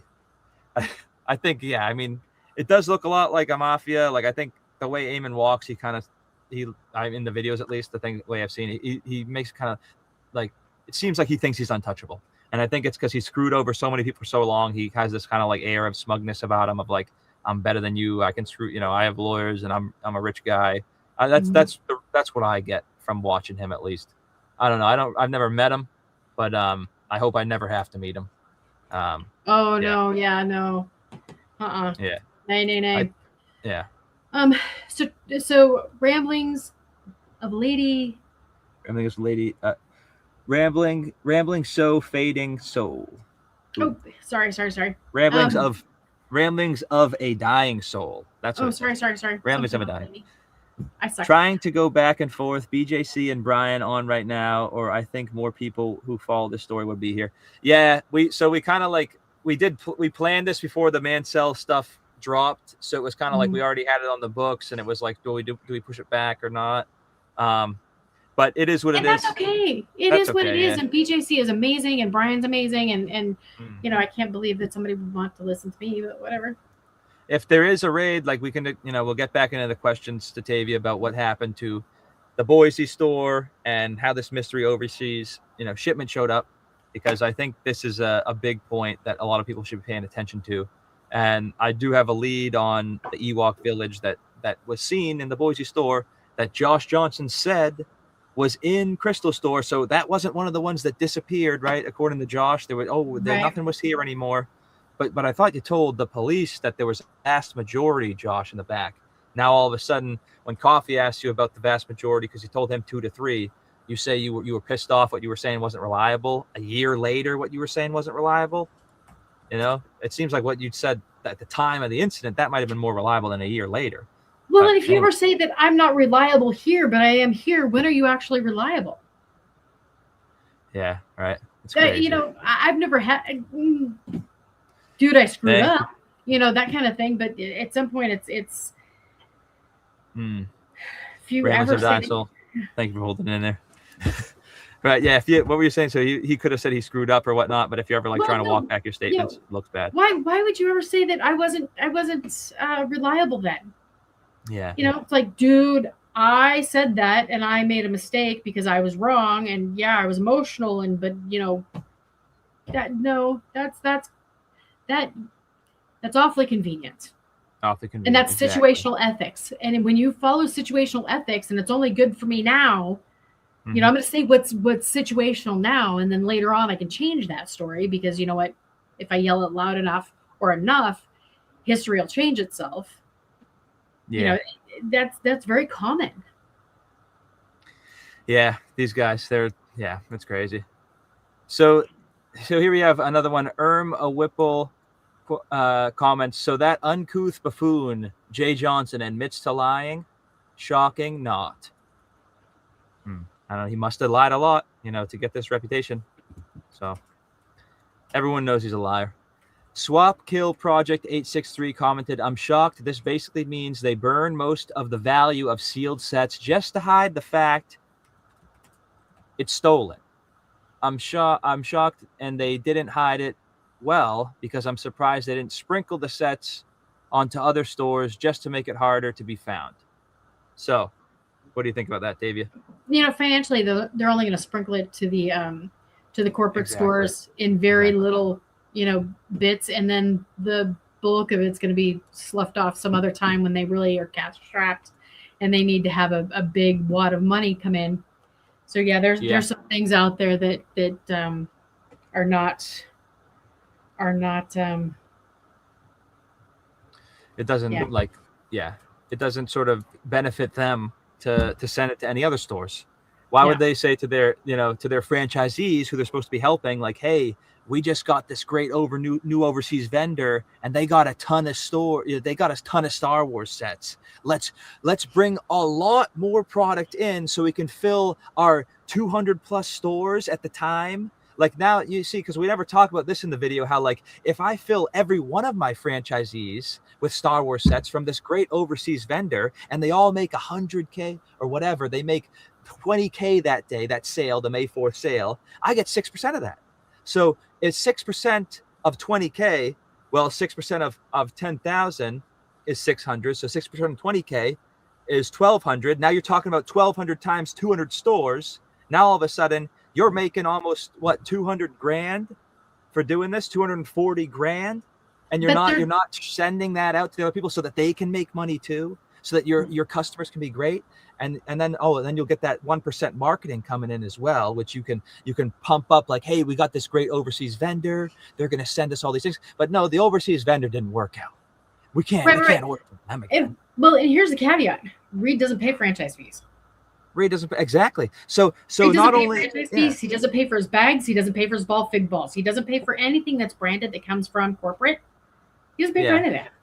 So the franchisees are supplementing his store. So if you don't have to pay for all that. Yeah. And not only is it that he doesn't have to pay for that, but apparently, like, he also gets this benefit of potentially, inventory at little to no cost. And it's like, okay, well, no wonder your stores are open and your stores are doing good and corporate stores are expanding. So share with me how Reed doesn't know. Yeah, exactly. And he's the CPA. He's looking into the books. You can't tell me he didn't say, oh, we got that overseas vendor. We made great margins on that. That really helped our business this month. Let's keep doing that. If you're looking at the balance sheet and you're looking at the bottom line and what helps our bottom line, that overseas shipment really helped our bottom line. But then when you start thinking of it as franchises being taken over are the overseas shipment, well, you are doubling down on that strategy. You are. Here's the deal: is that Reed's store is not about making profit. Reed's store was about giving his kids jobs. They don't care about profit. They don't care about income. They don't care about, as long as the store stays open and his kids have a job, fantastic. So if he's not caring about, if he doesn't care about his bottom line, and there's no systems in place how to run business for the other franchisees, share with me, how is he giving a crap about any of the franchisees' bottom line? Yeah. Doesn't look good. Explain to me how he's not culpable. Exactly. Explain to me how he doesn't know. I you know what? If somebody from BAM is like in here and they want to explain to me, how this doesn't smell like mud, because it does. It smells bad. It absolutely does. We had one from Owen come in. What's up, Kay? Thanks for coming in. We got Owen said, isn't Josh the guy that also got in legal trouble misrepresenting himself as an attorney without a bar license? I know there's something about there. Legally Mine got in trouble, and I thought it was I don't know, but there was something that happened. Josh has his own sort of law firm called it's not a firm. It's just like it's Fortress Management, and he represents himself as like a partner of some lawyers. Like, it's very like obfuscating sort of language where he makes himself appear as a lawyer, and but he's not actually. So he's just a scumbag in reality. Can you clarify how inventory works out at franchises? So as a franchisee, you have to buy your own inventory. You're required to buy all that. So when you buy into the franchise, you're required to buy all your fixtures, all of your equipment, all of your tools. You have to buy all of your inventory. So that's actually all yours. Yeah. BAM may give you a loan for it, but you own it. And then the franchisees have to continue buying their own inventory. You don't get anything from corporate. You have to pay for your own bags. You have to pay for all your own fixtures. You have to pay for all your, advertising that you don't get. And, And here's a funny story. There's a, from way back in the day, apparently when the McNeffs first came around or years after or whatnot, they forced everyone to get a lot of inventory from Toy House, I suppose, around one Christmas. And the franchisees, they weren't making good margins in this. They wanted to spend their money on other things. And so they started saying, this year is when the McNeffs stole Christmas. They referred to them as the Grinches or something like that. So I haven't heard that one, and that's interesting because I'd like to do a dive into that because, when you look at these, okay, if you get, say I was going to go to a vendor, and hey, I've got 10 stores now, I'll have 50 stores later, and I'll have 100 stores later. How much of a discount can I get the more stores that I have? More importantly, how much of a kickback can I get for bringing you these people? And I know that they're getting kickbacks from some of the things. So it's like, okay, so they stole Christmas, but did they get kickbacks? And I don't know. But I mean, no, for sure. It smells like mud because it is. I've heard that exact thing from like another guy who was kind of like an expert in that sort of like the bundled deal to many like locations where like you sort of get, you have bargaining power. I'm buying for 300 stores. Okay, so we're going to give you a 10% off the normal rate. And then a shady, business, what they do is they pocket that 10% for themselves as sort of like a middleman, our commission. And wouldn't you know who's the shady people around here? I'm not saying they pocketed any 10% or whatever from the Lego deal, but it would be awfully convenient if they did. And then, so this is the type of stuff where you're supposed to have a franchisor that's like, hey, we're going to bargain for you. We're going to get that bargaining power for you. But they, what do you think they're doing with their bargaining power? I want to make sure we get like Stan Lex here asked, wouldn't layaways be invalid over a certain period of time? And from what I've heard from Crystal, if people came in, like she had so much stock that like there was not enough like shelf space for everything. So that's why she was very like generous with the layaway policies because there was always something on the shelf ready for purchase. And she wanted to make her customers happy is what I heard the story was. So basically, if someone did have like their layaway on a long time, I don't think it was an issue. Can kind of clarify some of those things. Hopefully we can connect with Crystal. In kind of the history of layaways back in the day, layaways were a big deal. You'd come in and you'd buy a product, $30, put it down. You had to pick it up by a certain day. And it was either 30 or 90 days. And if you didn't pick it up and pay for it that day, you lost like $5, but you got the rest of it back. So, I mean, there was a $5, whatever it was. But if there's some sort of timeline, that has to be clarified far in advance. But if they're just selling the product out from underneath you, and then they took the money out of the envelope as far as the Ewok Village, who's?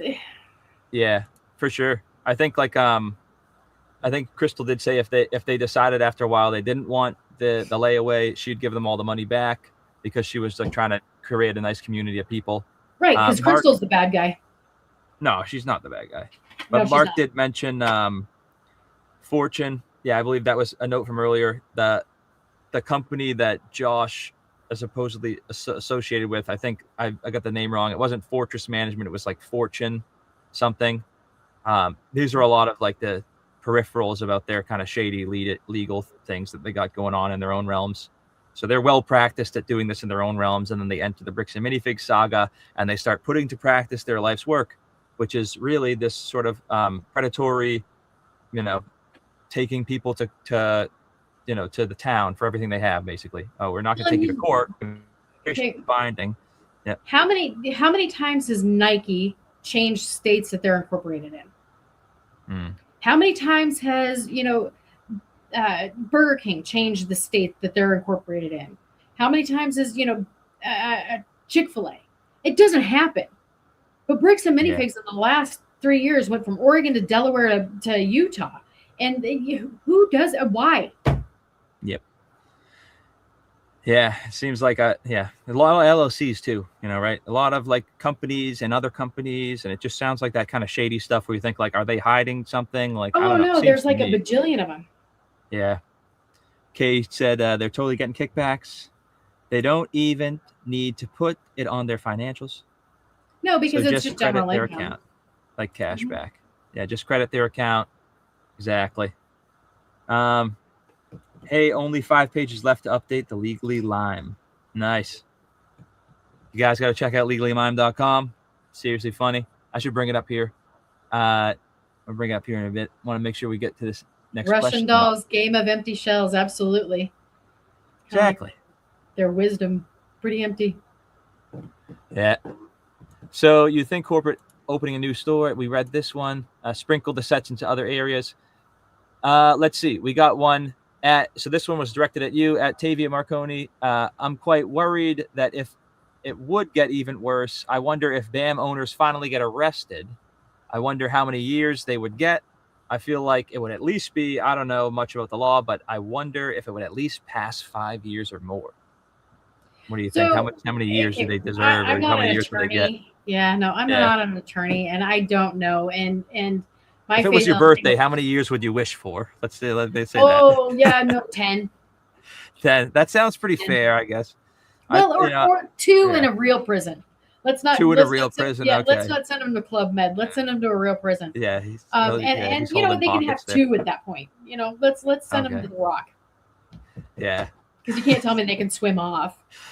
But he'll have to. Yeah, I hope he doesn't have enough money to bribe people with ramen noodles for 2 years. I hope he can get a rough 2 years. Not just like a. But I mean, honestly, like I think for me, I think the whole divine justice thing. It's like you get what you give.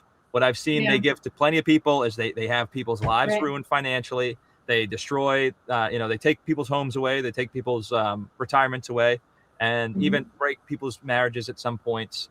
So I think that would be awesome if everyone in McNeff's families left them, and that would be divine justice. If divine justice was served, I don't want to say it would be awesome if this happens to someone. That kind of sounds messed up, but I do think they deserve what they dish out, and that's no how doubt. the world works for sure. That's hey, look, it's the other, not Amanda. So funny story. Somebody in one of the threads in the interviews that I had done was said, isn't that the woman that killed Tattle? And I'm like, no. I'm not the one that killed Tattle. And so Chris actually made me a t-shirt that said, I'm not Amanda, Taveya. And so we wore our matching t-shirts today on Total A-Full on the video that he dropped today. And I just really appreciate that. And it was just a great bonding moment. She's an amazing human. She really is. And it's just kind of sad that we met under these terms in terms of, she tried to do the right thing, and if it belongs to the company, then it stays here. And so she left Tattle, and the tea leaves don't say that Tattle's done a lot of, I don't know where that poor bird went. I want to ask you this one. Kay just brought up it's because they incorporated their Delaware all wrong. Ask Taveya about no par shares and Delaware taxes. Ooh, interesting. There's so many ways to do this wrong. So many ways to do it wrong. And that's a whole case study. No par shares are their own thing. And I can't say too much. There's some. I can't. So these guys suck, basically. We can't get into the details, but these guys suck. Is what I'm taking away from that. Well, this is what you need to know. Everything I saw from top down, it always looked like 3 monkeys humping a football. It was just like they have no idea what they're doing. They can't come up with a document that makes sense, let alone has no spelling errors in it. They can't do it right anywhere. And they have enough money to hire the right guys, but they don't want to. They want to go on the cheap because they want to save as much money as possible so they can put it in their pocket. So, for sure, they definitely don't. They're cutting corners and playing fast and loose and stealing from people. So that's really not a good way to go about doing things. Because if you're doing all these things wrong and you're pissing off a lot of people, eventually it's going to bite you in the back. Right. And Taveya on the upside, Crystal, Ben, and Brian and yourself have found masses of new friends. Oh my gosh, I can't even tell you how great. Yeah. It's been kind of surreal. It really has, and it's kind of a lot of fun. But some great quality people too. I mean, some great quality people who are willing to go out and have their asses out there on the line for no other reason than it's the right thing to do. And that's I mean, they don't have a dog in the fight. They're not making any money on this, and it's like, you know, but they're all standing up, and that's the important lesson in this whole thing. Yeah. Another shout out. This is Legally Mime. Lemonade Man is coming to MimeCom, so you guys got to check this out. We got a sponsor for MimeCom, bringing all the drinks. Forget everything you know about lemons. So yeah, that's our friend Lemonade Man. There's his Honda Ridgeline, which is, you know, you can see there it's on a tow truck because Honda sold him a lemon, and he's fighting a corporate battle here too. So hope everything works out for him. He does have a GoFundMe trying to get some lawyer money go up, and if you guys want, you know, definitely support. I think it's a worthwhile cause. Definitely. I suffered the same fate with a car dealership selling us the van me and Olivia traveling. We had a lemon, so I can seriously just relate to his situation, and it sucks. Especially when they're telling you that you probably modded your Honda Ridgeline because you have a business that works with cars. So this is probably your fault, and without any any evidence to support that claim. Scumbags. Lemonade Man in the chat. Thank you, dude. You're dude holding it down. Lemonade Man, awesome. No, They just messed up. They incorporated with 1 million shares with no par value rather than picking a par value, which means they owe a bunch of Delaware tax. Okay. I didn't know that. I did not know that. But that is yeah, because they had a million shares. So try to hold this one up. All right, here it is. So yeah. And Kate, if you can send me the information on that backs that up, I'd really appreciate it, because there are some things that we're trying to find out, and if we can, that would be important. And if you could DM me that would be great, because that I didn't. Shout out to Kate. Seriously, just like so awesome. Just one of the people like pushing so hard on BAM. These people, like, they don't know. They brought in the wrath of Kay, and that's not something you want. She'll mess you up. She'll find every little dirty secret you have. That's awesome. I was saying before you joined, Kay, like, one of the things I'm going to try to do is like I want to talk to like an FTC investigator and stuff. I know you have so many things around this, like Delaware taxes and the stuff going on in Alaska and all these different things that they've kind of screwed up on, and also the taxpayer issues where they're kind of stealing from the taxpayers potentially if they're defaulting, you know, franchisees defaulting on loans and pocketing that money. So I think there's a great case to just like put on a silver platter and deliver to the government and be like, hey, you know, if you don't want to, you know, if you like pursuing things for money, you know, there it is, because that's the government loves money. So let's give them a reason to go after Eamon for some cash. I don't have the FFDs printed, but I'll pull them up and I'll look at it. Because I remember seeing payroll tax due, but that was less than it was the prior year. So I'll definitely take a look into that. Thank you so much. Delaware fail, Alaska fail. BAM needs a 51st state and quick for new LLCs. Maybe Puerto Rico? No, they won't let him. They won't let him in. Maybe Guam. Are they going to go to Guam? Or they already tried Hawaii. I mean, that didn't work out for them. It was one of the first franchisees that closed down. The real estate was way too expensive, apparently. Like $9,000 in rent, I heard. I lived in Hawaii for a couple of years, and it's not cheap. Well, I lived on the Big Island, so it's probably the most primitive of the islands, and it wasn't cheap there, but it's definitely got its own nuances. Gotcha. If you don't have a lot of foot traffic, it makes it even more difficult. It says 906,000 shares outstanding with no par value. Holy crap. Yeah. So, yeah, you screwed up, Bam. You got Kay's looking at your financials, and soon there's going to be a video sent to the FTC about how you guys suck, and how you guys are not doing what you should be doing. And now the government's going to come after you for cash, and you're already strapped for cash because you're trying to sue everyone in the world. So I hope these franchisees that you might have, you know, in your inner circle with deep pockets buying up other franchisees potentially, is what I've heard, speculation. I hope they're willing to buck up for you. Probably they're not. 70-ish thousand treasury shares estimated at a par value of 252. Wonder how they got there because I think there was a $60,000 transaction in 2025 that was a buyback. $2 million. Yeah, $2 million. Damn. Which, if you don't do the math, it means BAM Franchising estimated its assets at approximately $2 million. So. Right. But if you look at their balance sheet, and they're in the ditch. At the end of 2025, because you take all their assets and subtract all their liabilities, and then you still don't have enough money for their shares. And you have absolutely no blue sky. So what are you going to sell? You have absolutely no processes. Your brand is in the ditch. You got nothing to sell. You've got nothing to sell. Brick by brick, people coming to the chat. Brick by brick. GGPA. Crider, I recognize you from the comments. As rolling through a ton of comments in that last video. Thank you for all you guys for your support and everything. Okay, seriously, super. Yeah, thank you. Literally That's incredible. brilliant. Oh, Relic's here. Hey, Relic. guys. Hey, Relic, how long were you waiting there? I didn't. Did I? I leave? just got in. By the way, great to word. meet you. It's our first time. nice to meet you. Yeah. Be on here. Nice. So Nice, dude.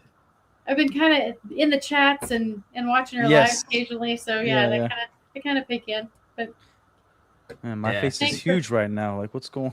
Oh yeah, let me see if I can. There we Okay. go. leaning back. How's that? How's that? Yeah. That looks a little better. Or you like that? You want the huge face back here? Hey, that I was looks just like, pretty whoa, like I'm good. Yeah. scaring We'll myself. get a close up. If we need a close up, I can change the angles for like dramatic effects. If you, but That's just for you, man. You're better looking than I am. So yeah, nah, dude. see, Dude, she so agrees. did you hear about all these these things that Kay was bringing up? How they're just like, is this shocking you? How they are basically like just, let's say they're crapping the bed on all their financials and all their obligations, taxes, and out of Delaware apparently filing certain things in Alaska, doing like certain things that they may not, they might not, they probably should not be doing. That's the way to say it. So, for example, like if a franchisee goes under, right, and they have a small business loan, and Eamon pockets all that money. That money is supposed to go to the creditor that is the backing that defaulted loan, right? But then if it doesn't, the taxpayer pays that bill. So that's something that might need to be looked into, right? right. And actually, you should actually have to. Yeah, there's a. So it depends. Here's the thing. Since the CFO, he has some ownership, right? Yeah, it's Yeah, over basically. 50%. So Ammon and Matt, whatever they're doing, they're actually protected. They it would be with the CFO, because if the CFO is controlling the finances and he's not getting another CPA involved and he's kind of handling it all, Well, then he could be hit. But Ammon and Matt could be like, oh no, he was also a partner, and that they can make up a lot of stuff where their lawyers could handle it, and then there's going to be a dispute between them and the practices of the CFO, and then also versus the states, and a lot of things can happen there. So it's not technically wrong. It's things could be maneuvered around. You know what I mean? Is that? And they seem like they've built a lot of loopholes into our justice system to be able to maneuver around justice. Maneuver around justice. Is that how they do it? Yeah. Well, that's been a common thing. So like, exactly. I don't know, Tavi, what was your opinion on that? So, okay, wait, should I call you Tavi? What should I call you? Tave is fine. Tave. Tave, yeah. So here's my deal: is that you can't tell me Reed isn't culpable, because he was a CPA. He's the CFO. You can't, and he was there before Matt Naiman. So you can't tell me he doesn't know what. And his store received a giant shipment from overseas. So you can't tell me he doesn't know what's going on. There's no way. I mean, you can't tell me. So he's culpable at some point. I know that they've been keeping things from him because Reed's the guy who'll say no. And so they kind of shift things around and do things without asking him. But again, you so that's the other thing. If they're not communicating with their CFO and they're handling finances that they shouldn't be handling because the CFO, anything related to money should be handled with the CFO. Mm-hmm. So right, but their FFD was done by a different CPA firm. Why? Because I think it Good has to question. be third party. It has to be third party. It has to be audited, and you can't audit it from the inside. Did the American folk do that. But wouldn't Reed be able to have a handle on that in terms of recommending which firm? Reed should have been the one handling that whole transaction. Yeah. Reed should have been, but you know what? When you hire guys or people that are not, I don't know what the term is, but it's like there's a lot of CPAs that are like, you hand them a whole sweaty wad of cash and say, here, audit this. There's some CPAs that can be led in a certain direction, Mm-hmm. Yeah. and you know it can be definitely extreme. It can definitely be manipulated that way. I don't know that that's the case because they put that big disclaimer on the front of the FFDs where, you know, we don't think that this company is going to be able to support its franchises. And I think that to me was a huge red flag. If the CPA doesn't believe that you can support the franchisees, that's a real problem. And why didn't the people see that? You know, all the people that signed up in 2025 that still haven't had their store opened, how could you see something like that and not and actually sign this? I mean, it's like we didn't look at the financials. We didn't look at, you know, I just don't. These poor people, I feel so bad for them because they've been screwed so many ways. Yeah, well, like also things can be always delayed. That's the thing with CPAs and financials and anything to do with the IRS. Like, again, I'm no expert, so don't quote me on it. But from my understanding, you actually don't need to pay the IRS right away. You definitely need to file. Mm-hmm. You need to show, like, you need to do the proper paperwork, but not necessarily you have to pay right then and there. No, you can send them an installment agreement all day long. But at some point, it has to be filed, or you get the 25% failure to file, and then the 25%. Oh no, yeah, the failure to file is what could land you in jail, right? It could land you big boy trouble. It's not the payment though. It's like you can avoid paying your taxes for a long time. It's just the IRS needs to know and have to have it on file that you filed your taxes, so they know how much you actually owe them. But then again, with bigger corporations, that's why you see how many charities they're attached to, how many auctions they do, you know, all that kind of stuff, because then you get tax write-offs, you could send gifts, so then you actually never really start paying taxes and you get to keep a lot of the money, but then you could move them around to different LLCs as well. And then it goes to, like, you made an investment, so things are operating at a loss.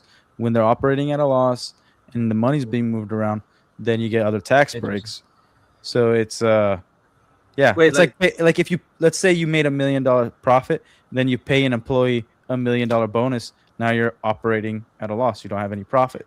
Well, and coming from like playing devil's advocate, a lot of companies do that, and it's not a bad business plan.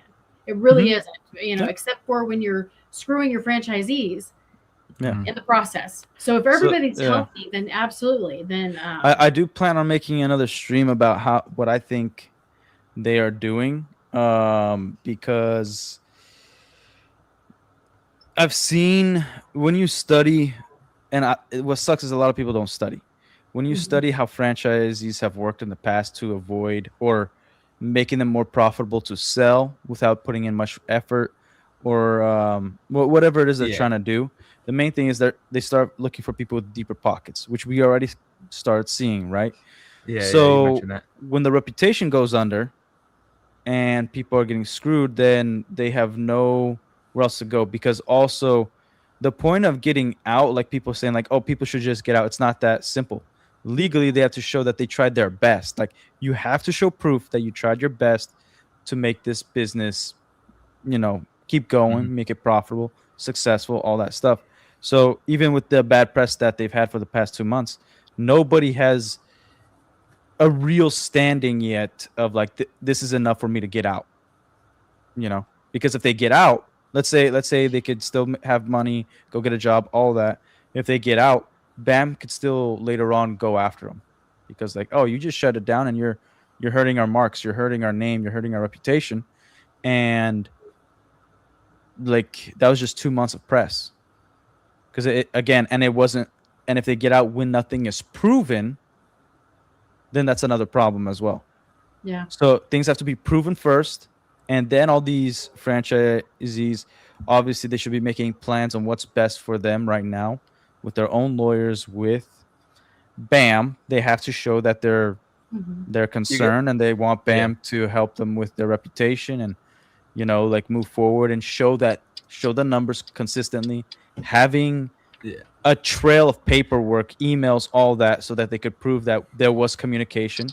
And then when everything is proven, then they can make a decision if their lawyers say like, hey, you did everything you need to do to make a decision from here on out, whether you're going to stay or not. So like actually nobody's actually technically legally able to leave yet. So it doesn't matter. I want to ask you guys about the Enron thing though again, because sorry. So what I was gonna say, like the strategy is to get people with deeper pockets that open up their own store. They make that profitable, and then on the people that are struggling, they start making offers. Yeah, and that's how. And then it's like those people with deeper pockets. Yeah, because then those people with deeper pockets, they don't care if BAM or corporate has a marketing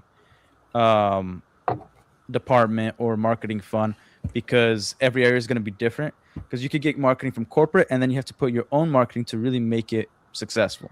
Well, the another thing, like the thing I wanted to ask you about, which I think ties into what you're saying, is like if these people with deep pockets, like let's say their long-term goal is like we want to consolidate all these franchisees. It ties into this Enron thing, which I believe the business case. If you guys aren't familiar with like viewers or whoever, like the mark-to-market accounting is basically like you're counting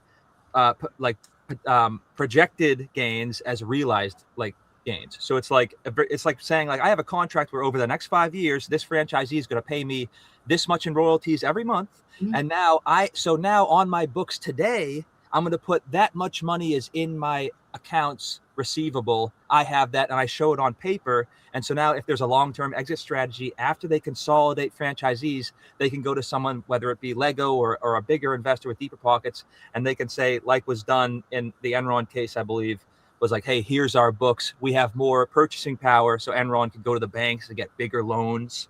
Because they said this is how much we have in the bank. But it wasn't what they had in the bank. It's all projected. So it's not that they have that in the bank. So it's that they have it as use projected accounting. It's the mark-to-market. Well, I use now this illegal, I believe. I use this example now. Like, it depends on how they're doing it. I use this example on Elon Musk, right? Where Cybertruck came out. All you need to do is put $100 pre-order on the car, right? So then they say like, hey, I have 100 customers that put $100 on a car that's going to be $100,000, right? Which what would be like 10 million or so. And so they get a loan against 10 million. And so then they get a loan that's worth 10 million or however much they want it. They're still going to profit, but they didn't actually spend any money developing and building up the cars and launching it, because they said like these people are just waiting for the purchase and we just need the money to make them the car. And that's what pissed me off so much about the franchisee when they take the franchisees over, because it's like they're acting like they lost all this money. But it's like, no, you didn't really have that money in the first place. Like, don't act like this guy owes you. You know, I get it. They have these predatory contracts, but it's like, what do you feel about that? It's like, it seems like it's complete BS. Like, if the business model didn't work out for a franchisee, why are they setting up these contracts where it's like, well, if you fail, you still owe us? You know, that doesn't make sense to me. Or it's not even, people aren't even failing, right? It's like they're just coming in and creating these failures. In fairness, it's like, okay, if you have a lease, right, you default on the lease. Like, you still sign the lease. The point of the lease is to protect the landlord, so that he still gets paid, right? Yeah, but the point of the franchise is to support the franchisees, so they still remain open. Yeah. Well, so that's a little different. So, a little different. Yeah. So, like, obviously, it's a little different, but with when it comes to franchising, there needs to, again, everything needs to be proven. It doesn't matter how many. No, I got you. We could see with our own eyes, like oh man, this is illegal, this is bad. But until it goes to court, it's just people speaking. Right. The law doesn't care. The law is like it's innocent until proven guilty, right? Yeah. So it doesn't matter until that's proven, right? No, I know. So they could keep. You could if you're a dishonest person, dishonest company, you can make up whatever the hell you want to make up, because if you got deep pockets, you could just destroy them. That's how so many companies got away with bad business practices, because they got deep pockets enough for a good amount of time that they could screw everybody over by delaying, by like putting more stipulations on a contract, requesting more things, making more motions, all like this, we need more information, all that stuff. Drag it out, so you have to keep paying a lawyer. And then $200 once you run out, like they just have to, and at the meantime, it benefited them to lose all that money, because now they're even more prepared for the next one and the next one. Like for instance, there's companies that get sued every 2 months. Yeah, you know that this is a common thing. So when it comes to franchising, and like for instance, on the termination letter, everybody's termination letter says like, oh, we would have gained this much money from you for the remainder years of your franchise agreement, right? Yeah. And you're defaulting, so we're gonna forgive this. Like, it's that it should all be negotiable if there's a sale, but on the termination letter, they just forgive it, because they know they can't go after any money, because you could just file bankruptcy and there's no money for you to get. Right? So it's more of the scare tactic. So there's these things that's like, it's kind of like, okay, in real estate law, right? Throughout, at least in the US, realtors are owed a commission as soon as they show you the house. They could show you a BS house and it does not matter. It doesn't matter if you buy it, doesn't matter if you walk through. The law states that all they have to do is show you. Now, if you want your career as a realtor to progress, because it's all based off reputation, then you don't follow that particular part of the contract that everybody needs to sign, right? You're like, no, I'm only going to request the commission after everything's signed, after they bought their house, all that, it's all good. Then I'll request my commission. But technically, legal standard, if you're a realtor, you're owed as soon as you show your client a house. It doesn't matter whether you like it or not. Like, they can legally claim the commission off that house. So it's like, which laws make sense, to which laws can you actually enforce, and to which laws you can actually get benefit from. Because if somebody's closing down their store and then they owe $70,000 to the franchisor that knows they're not going to get that money because they filed bankruptcy, they could do all that stuff. But it's the scare tactic of like, well, at least we know that you're not going to put up a fight. That's what they expect, right? Yeah. So, pretty much. And dude, you can see that actually in the case of Crystal, like when she's on the phone with Kai, he uses the language mutual termination. He uses that language. And in the FDDs, when you see franchisees who left the system, and I can pull it up, there's 3 sections. It's transfer to new owner, mutual terminations, and then terminations. And there's also like ceased operations for some other earlier FDDs. But the point being, those mutual terminations are people that bought into the scare tactic, like you're saying, potentially, and they're like, we don't want to get rolled over for even more. Like, because it's kind of a lose-lose situation. It's like, okay, so you're going to steal all of our stuff, and you either want me to A, walk away and get nothing, or B, start paying money to go through the legal system and potentially get nothing. So I either lose everything now or continue to lose more to potentially gain something back later, which might not even cover my initial loss. It's a lose-lose situation, because the courts are not accessible to the common people. It's insane. Like like small claims court, like should like the minimum or the maximum for small claims court should not be like 10K or 12.5. It should be at least 100K at this point. Like, that's what I think, to be honest, because it's insane. Like, the courts are completely backed up, and you can't pay people, to fight a case where they're just going to drag it out, like you were saying.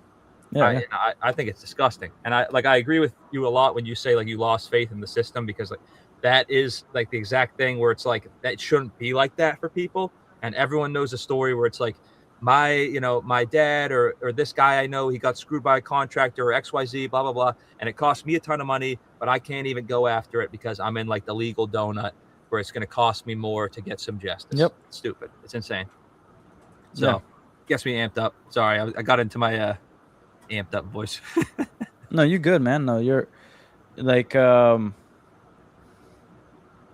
again, it all depends on the contracts you sign, right? Yeah. And when certain things end.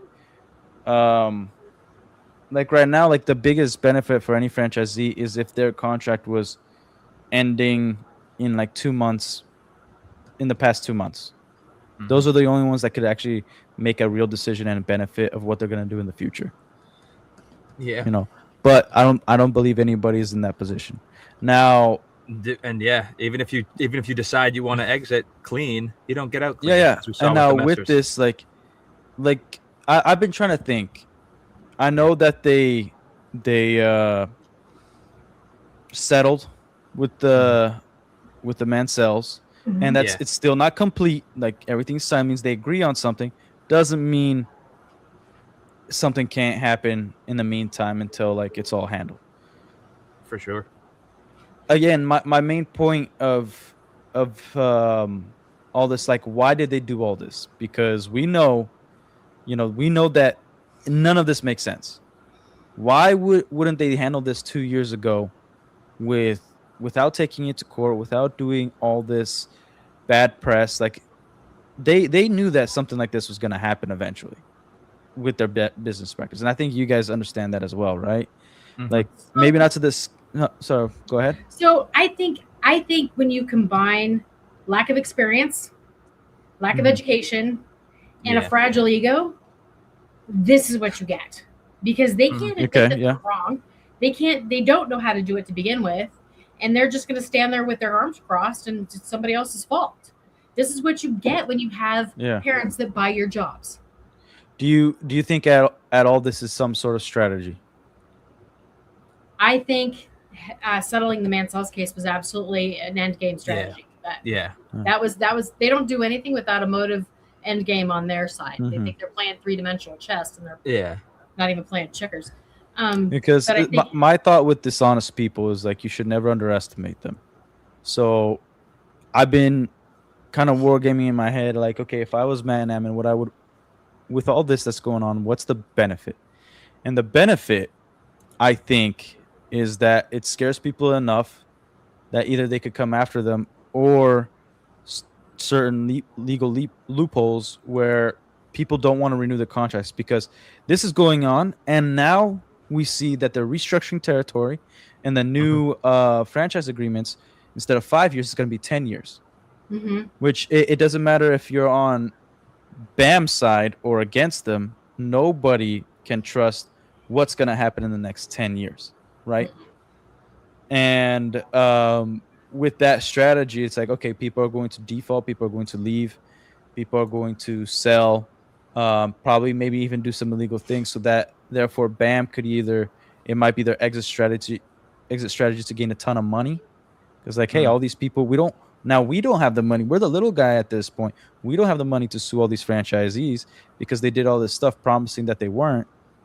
And with all this restructuring, they could maybe file bankruptcy to restructure. They could make other claims. But also, the biggest one, I think, is they can still get people with deep pockets in to weed out all the people that complain too much, or that are also not relying too much on corporate, because they want people that don't rely on corporate and that just utilize the brand, that they can then pump their own money into marketing, build up the brand, and now you don't have to handle anybody that's a dreamer. You know what I mean? Because the companies have done this in the past, because they believe that in the next 5 years after this scandal's over, nobody's going to pay attention. And in today's day and age, that's a viable plan, because people's attention is very, very short. Like if there's no, like, if somebody were to do an experiment, like let's ban all Bricks and Minifigs content on YouTube for the next 2 months, right, and then restart it back up, I honestly don't think that anybody could survive that's in a current lawsuit. Owners, and when it revamps in 2 months, unless it's Reckless Ben doing some crazy story, again, it's not going to hit. And you're going to lose that audience because some other scandal's coming. Some other Johnny Depp, Amber Heard story is going to come out. You know, yeah. Like this stuff happens. Like Like for instance, that's actually a good example. Johnny Depp and Amber Heard, they had their lawsuit and all that. They had their public legal proceedings and went to court. And then I think it was after like a week, nobody cared anymore. Nobody's going after Disney. Nobody's like, people talked about it, but talked about it in passing, maybe some videos, but there was always some other news story. And that was a huge, I would say that was one of the bigger scandals that we've seen on the internet. And it really surprises me that there's been this much coverage for this long, because this has actually gone on a long time with this much coverage. Yeah, well, it's such a deep rabbit hole too. There's so much, like, it keeps unfolding. So they can't keep their mouth shut, and so there's always something. There's always something else. But this is like why they have to be stopped too. Like if Kay pointed this out, like Canby Store sold for $150K, right? The realized gain 57K because the demand letter was 93. But that demand letter is based on a profit, right, that they're going to make over the next 2 years, the next 3 years. So each store that they close down, it's like, not only am I going to get all of those profits from the next 3 years now by taking this from you, but then I'm going to get additional on top, whatever like your store sold for that's over the point that you owe me based on these projected fees. Yeah. So now, and then they reinvest that all into the business, open more franchisees, resell that Canby location. And I think that's why you've seen this massive explosion from like 6 years ago. There's like 40 franchisees. Like when you joined, right? There was like, you were around 40. You said you joined, and that wasn't even 6 years ago. That was like literally like what, 3 years ago? There was like 40? 34 years ago. When I joined in 2022, there was like 20 something. Yeah, and how do you think they grew? Maybe I'm wrong, but yeah. Because each franchisee that gets rolled over, that's all that money supercharged into their corporate expansion, because they don't spend the marketing dollars on actually helping franchisees. Every dollar they invest in the business is helping themselves, so that they can keep opening more and more. And every franchisee they close is, I'm going to take all the money I would have made from you off the next 3 years. And so it's like, well, now I'm opening another location in that same place. So now it's like, I just got all the money from that person for the next 3 years, and now I got another guy paying me for the next 3 years. So now you're making double, right, off that one location. Yeah. And so it's also it's the incentive. It's also like, okay, if I can't sell the franchisee, I'll turn it into a corporate location. Okay. Yeah. Now, if it becomes a corporate location, there's a few things that can happen. They could operate at a loss, and it's no problem, because the company design is supposed to be a franchised company, not a corporate company, right? So they're technically not supposed to have any corporate locations, but it happens. The other thing they could do with that, which I think is getting kind of lost in translation here on the internet, when people call Bricks and Minifigs like their corporate locations, it doesn't mean Matt and Ammon own them. It means that somebody else, like, let's say somebody that works in corporate has a location. It's now a corporate location, but they don't get to pay royalties. They don't have to do all that stuff. That's how they're benefiting. Yeah. So corporate location doesn't mean like that office owns it. It means that they're like, it could mean that they're just not paying royalties. They're not paying marketing fees, nothing. And they can operate like a corporate location, but it's Ammon and Matt that are getting benefits to those locations. But there's just lost my train. There's on the FTDs, it says that Zach is running a corporate store, and it's actually the Craggle. So in Craggle, it's Matt and Eamon. Yeah. So I mean, it's like Matt and Eamon own the store under the Craggle LLC. Zach runs it, and on their FFDs, it says it's a corporate store run by Zach. Exactly. But it's, like, what is Zach benefiting from? Like because it's like, oh, you might not get the money as an owner, but what kind of bonuses are you receiving? Like there's a lot of things that could go into it. Like they're doing all the legal things correctly in terms of like making it a corporate location, but when money is being exchanged, does it look like he's getting all the profits that an owner would get if they ran that store? Well, and I know Reed doesn't pay franchise fees. He doesn't pay for any of his bags. He doesn't pay for any of his branded materials. It's he benefits all the way around, and his isn't necessarily a corporate store. It's his store. I think it's this. There's this play around like we need independent people to come in and like put an influx of cash into this franchise system But eventually we want to take all of these franchisees back for ourselves. We want to take all these locations back for ourselves and push all the franchisees out. But we can't get to that place of 300 stores without these people. So let's create this system of fraud and these predatory contracts to bring people in with a smile, and then create a scenario like, oh yeah, you can, don't worry about royalties for 2 months. We got your back. And I think that's why they're running more panic management than they are anything else. Is that it's this, we're cash poor, and all of these people have paid their $40,000 in. Well, where'd that money go? And all of these stores are opening up, and that money's gone. So they have to bring in more money, and nobody wants to buy a franchise at this point for Bricks and Minifigs. They want to wait and see what happens. So what happens? Well, wasn't there like 70 new people that signed on? So it like, that's the thing. Like, and if anything, the people that are benefiting with deep pockets that are already buying current existing Bricks and Minifigs, they're probably going to open even more. So if they need to, they could be like, hey, yo, we'll find the investment for you. And then the franchise is like, all right, bet I'll go and open this other location for you, just so that they could keep up the numbers. And again, it's all about exit strategies too. Like, are they going to sell Bricks and Minifigs to somebody else? Is somebody else involved that's waiting for all this to happen? There's a lot of things that could be involved. Reed has always wanted to sell it back to Lego, or sell it to Lego. And I'm like, there's no way Lego would touch this with a 10-foot pole. There's no processes. There's no asset. There's no blue sky. There's no you know, their cash flow is crap. Their balance sheet's crap. They're, they take a ton of money in wages. So if you back that in, fantastic. But they would be profitable, but it's not. Well, here, that's the thing. Like, it's different when you're buying. You're looking for potential as well. It isn't just now. Yeah, like, this is a big stain, but Lego has done this before. Like, they bought Bricklink for only like a 3% profit. No, no company really does that. But if you're cornering all the markets, right?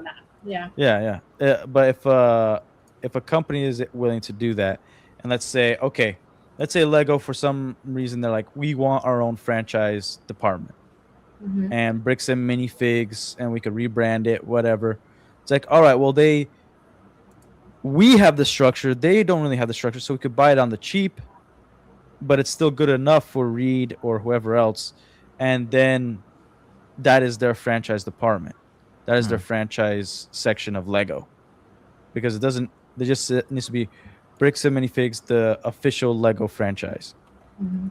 And then they could start building franchises right next to a Lego store, and then negotiating with malls and different real estate of, like, if we're going to build a Lego store here, you have to also allow Bricks and Minifigs to be open here.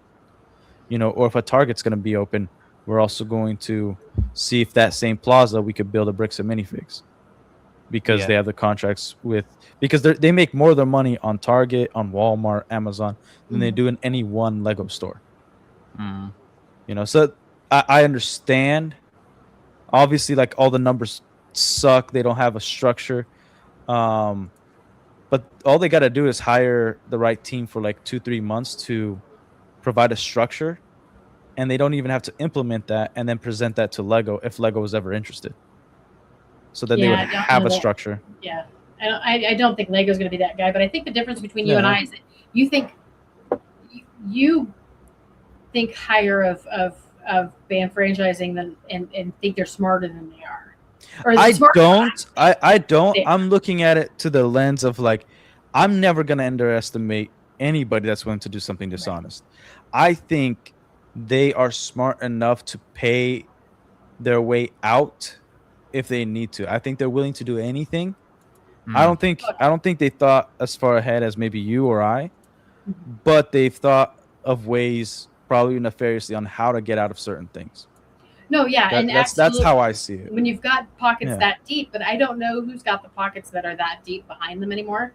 If Reed's not going to put it up, or but Reed's got his own problems. But at some point, it's I think they're just a dog backed in a corner and they're lashing out, and this is all they can do. Yeah, and well, like, that's what makes it even scarier. It's like whenever you back somebody in the corner and they were already doing nefarious things to begin with, Now, like, it's not a fair fight. They're gonna bite, they're gonna scratch, they're gonna stab, they're gonna utilize every single thing, everything in their arsenal and more to get out of it.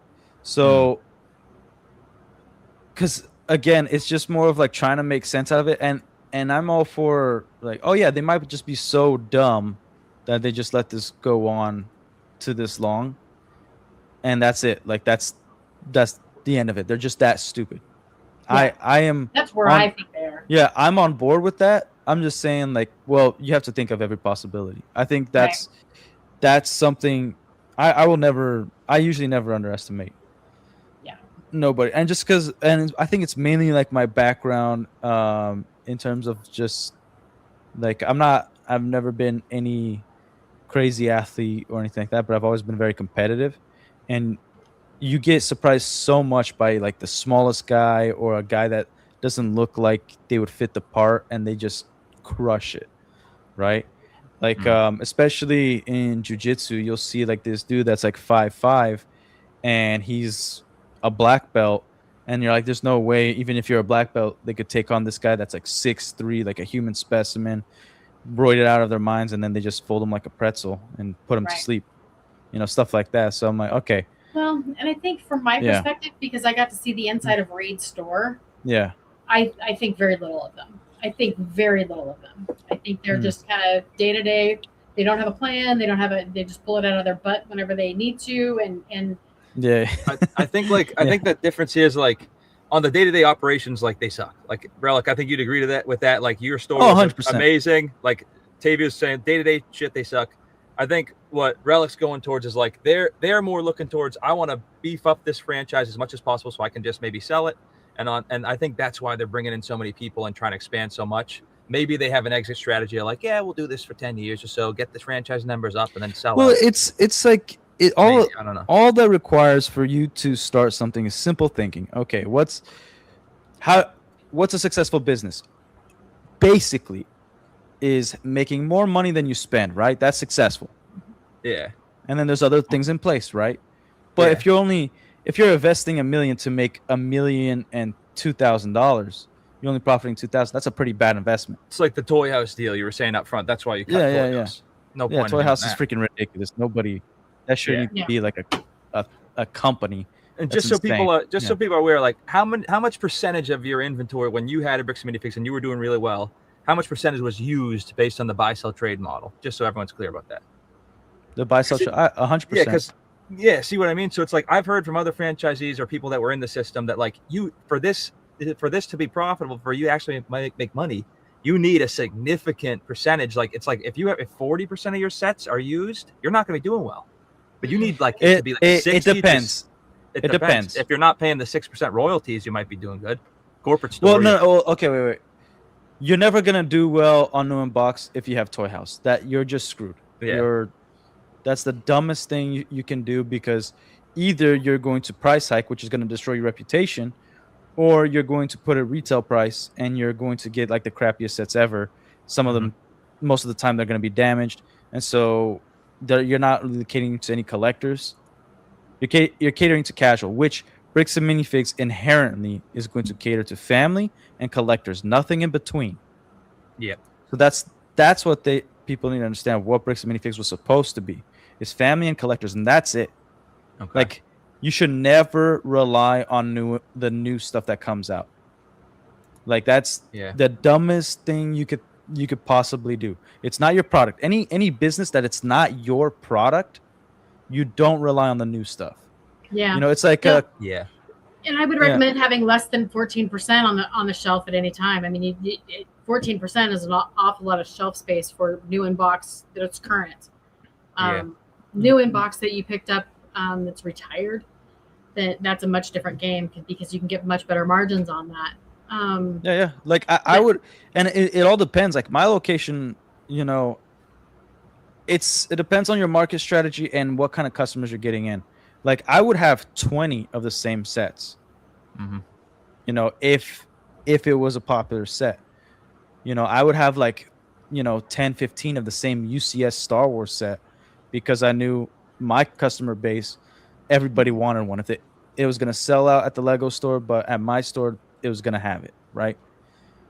Yeah. And so Makes sense. like I never liked having one box on a shelf, and then as soon as you pick that off, now it's like just an empty void.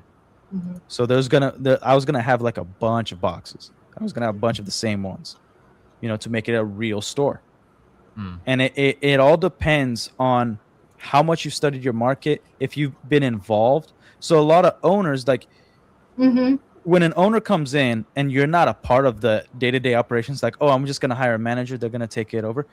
That's not how it should be. Like, I slept at the store. I was there. Oh yeah, I heard that. Like, I would sleep for like a week at the store. And I'd go home, take a shower, see my family, eat, and that's like 2 hours of my day, and come back, and that's it.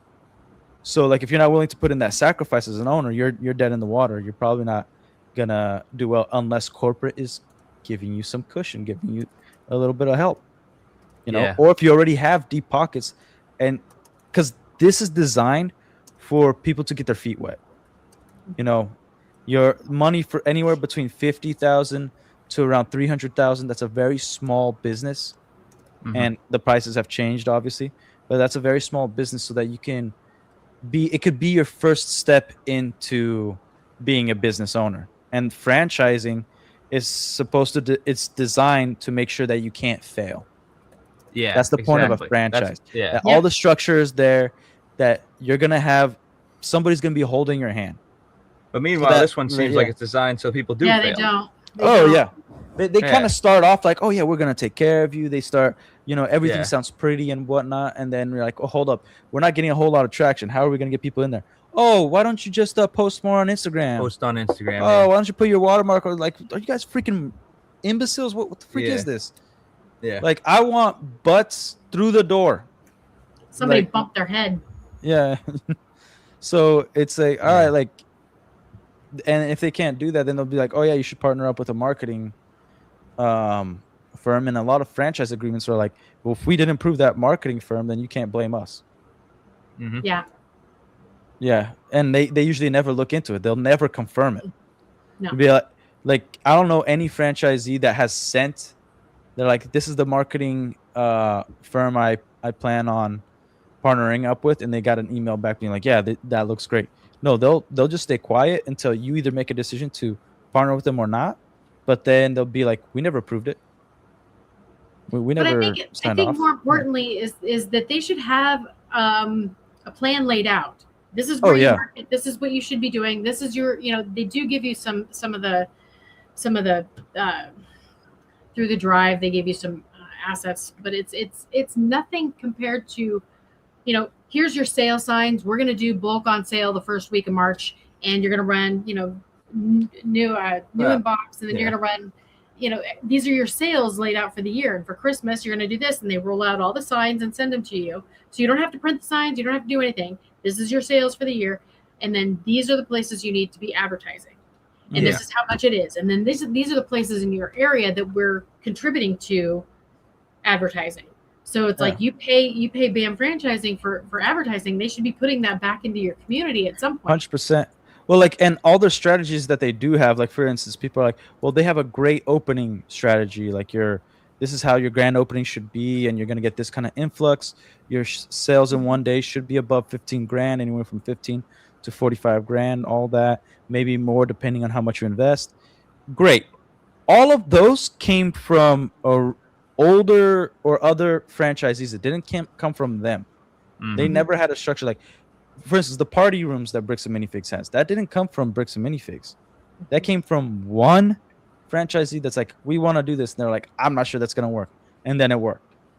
And it didn't work for every location.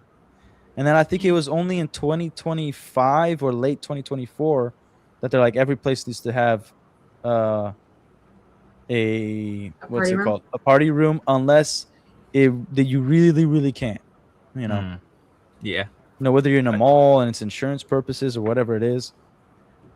But yeah, I think the bigger like elephant in the room is like, they might not have this plan. They don't have things like worked out, but I think like the main thing is they do have a plan, and it's rolling franchisees over. Like, because you got to wonder, where are they spending their focus, because what you focus on is going to grow. Because what they're treating the franchisees is a product. as like a product they could keep reselling.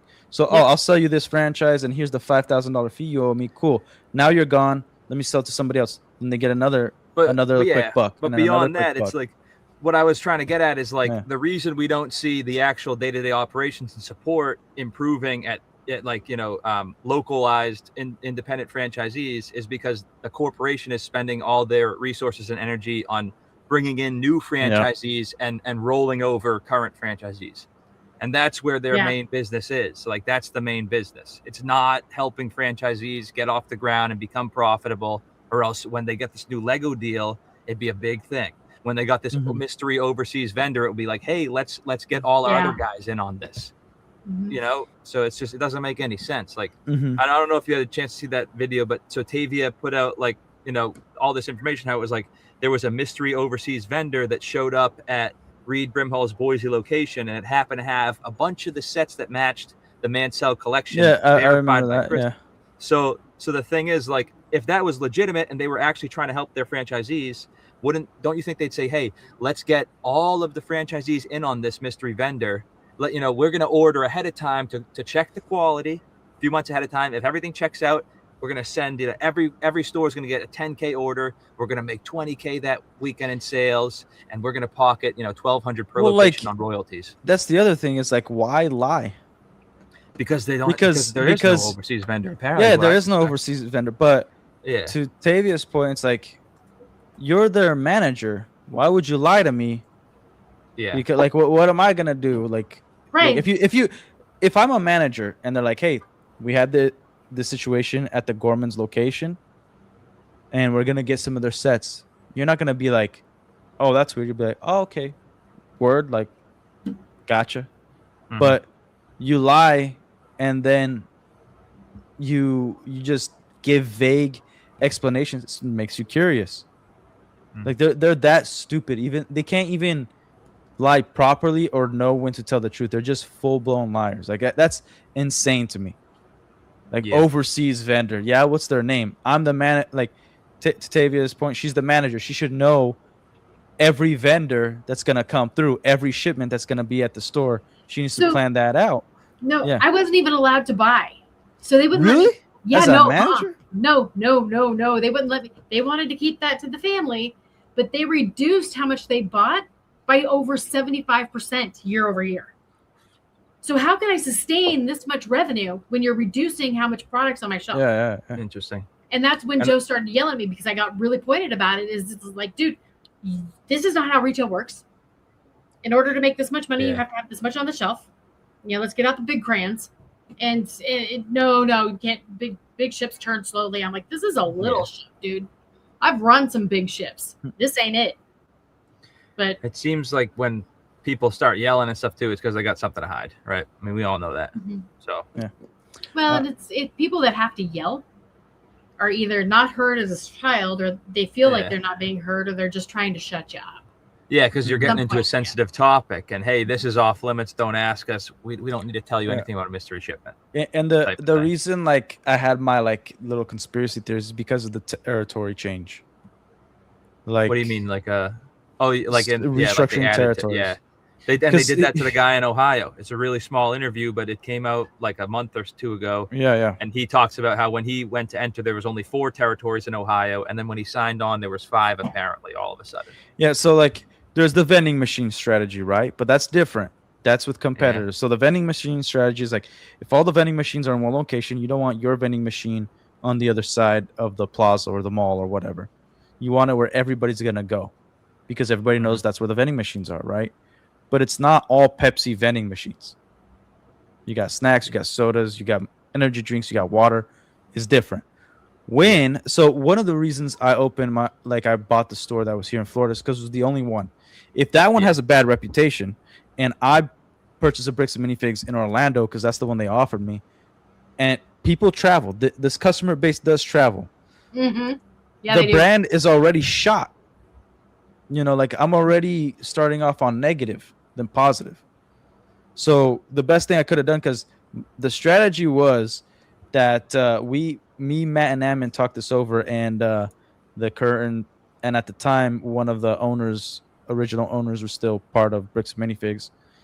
we all four of us talked, and they offered me the Orlando location. I'm like, no, my background is in fixing locations, right? And I see that this one's a piece of garbage, and I could turn that around. And so when I'm very profitable here, then I'll go and open up a second one. But like they never sent me a contract. But I was like, how about when somebody's interested in the Orlando location, you just let me know and I get like first dibs on it. That happens a lot, right? But they never informed me when an Orlando location was opening, even when we were like increasing our numbers, right? So I was like, okay, if I could change this one up, whichever second location I open up is going to do even better because it's already started off with a good reputation. But I need to change that reputation, right? So usually strategy with that people with deep pockets, like let's say you, Maddie, you open a store, a Bricks and Minifigs, and then I open one really close. Maybe like here's your store and then there's like a territory, right? And then this is my territory, but I open up on the border. That still means we're really close. Yeah. But I open up on the border. So my strategy would be like, I'm the one with deep pockets. I open that one up. You're mad about it, but I don't give a damn. I'm going to start buying sets or bulk for like crazy prices so that I get the reputation of like, this is the location you want to trade your sets at, which a lot of stores have done this. And so what happens to your store? You start like, okay, you might make sales, but you're not getting an influx of inventory. You're not being a part of the community. Yeah. So you're not getting the community sets. You're not actually getting, you're just a regular store now. And then once you shut down, they raise prices again. No. That before you shut down. So as soon as my reputation is solid for around like 5 to 7 months, I could start purchasing this at the same rate at this other location. But the psychology is people already feel that they're getting a better deal at my location versus yours. So then at some point, your location is going to struggle. And then I'll come in and offer, whether it takes 2 years, 3 years, don't matter. I'm going to make you an offer and be like, hey, I'll buy your store from you.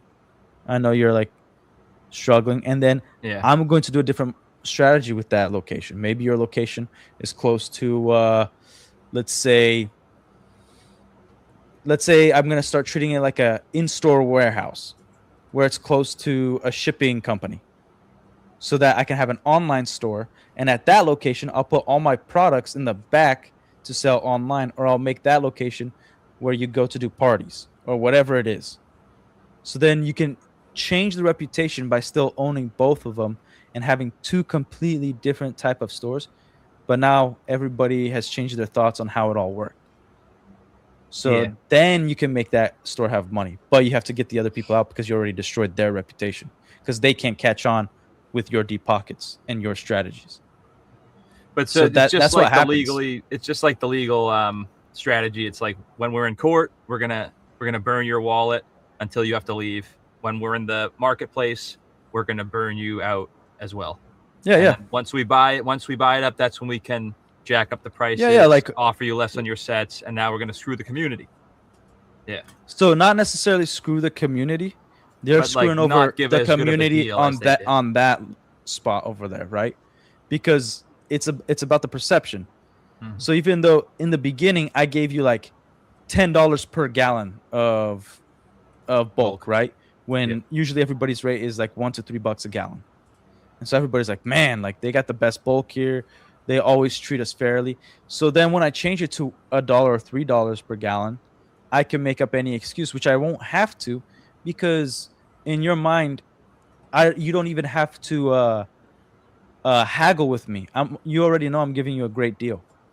Yeah. So I just explained why my deal is so great at $1 to $3 a gallon when that was the going rate for corporate regardless, but you just raised it up so that you could destroy somebody else's store. Then you're solid in that community. You didn't screw over your community. You screwed over their community, and then you turn their community into your community. So you're taking care of them. You feel me? So for sure. It's a lot of crappy business practices, but it's nothing. None of that is illegal. It's just a strategy to make everybody a competitor, and then you take it over. Like that's. Want to do a that's quick how call you out here. Yeah, go ahead. All right, let me put this on. Sorry, I'm in the chat. I see. All good. Yeah. Want to bring up Legally Mime. .com. You got to check out these mimes. We're getting, you know, Bam takes a toll on the mind. We got to take a little. Have you seen this relic? I went on this website once. Yeah. I want to show you the partners. Meet the roster. We got the silent brick. I don't know if you've seen these guys, but let's see the. Oh, we got some classic characters. Shoeless Johnson. Chad and Dupree. Hammond Stash Vance. So they got a whole group of people. The whole curly mustache. That's the best thing that man ever did. Yeah, he's like, because when you're dealing with a villain, it's great to have him as like a legit cartoon character villain. Like, what the hell? And then shout out to Reckless Benz, even made the cut. But yeah, solid, good stuff. Legally Mine, guys, check it out if you haven't. But awesome. So I heard that they brought in somebody new to increase sales on the franchises so much. And I don't want to say he came from a giant franchise and was selling for them really very quickly, and they grew pretty well. But I heard that they were bringing in somebody like that, and that they brought him in, and that's what they were doing. Did you hear anything about that, or like he came from a different? I did not know. You've always dealt with. Wait, so the person that they brought in, where did he come from? I might have heard something about that. So I don't know if I can say it. That's all good. I heard, like, I guess I can say something. I heard, like, that they rely on other people to kind of tell them how to run the franchise because they can't do it themselves. And I think there's like some certain people that they rely on. But if you guys want to go to MimeCon, well, okay, they did.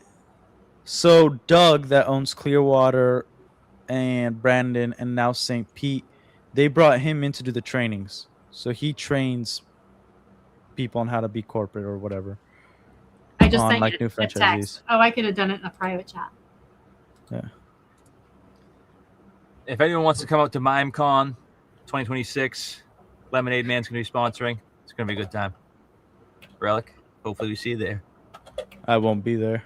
I figured you got a family man life, but nah, I just can't wait for this stuff to be over. I just want the company to burn, and I'm done. I know, dude. I'm so checked out. Like, I'll talk about it because I don't want.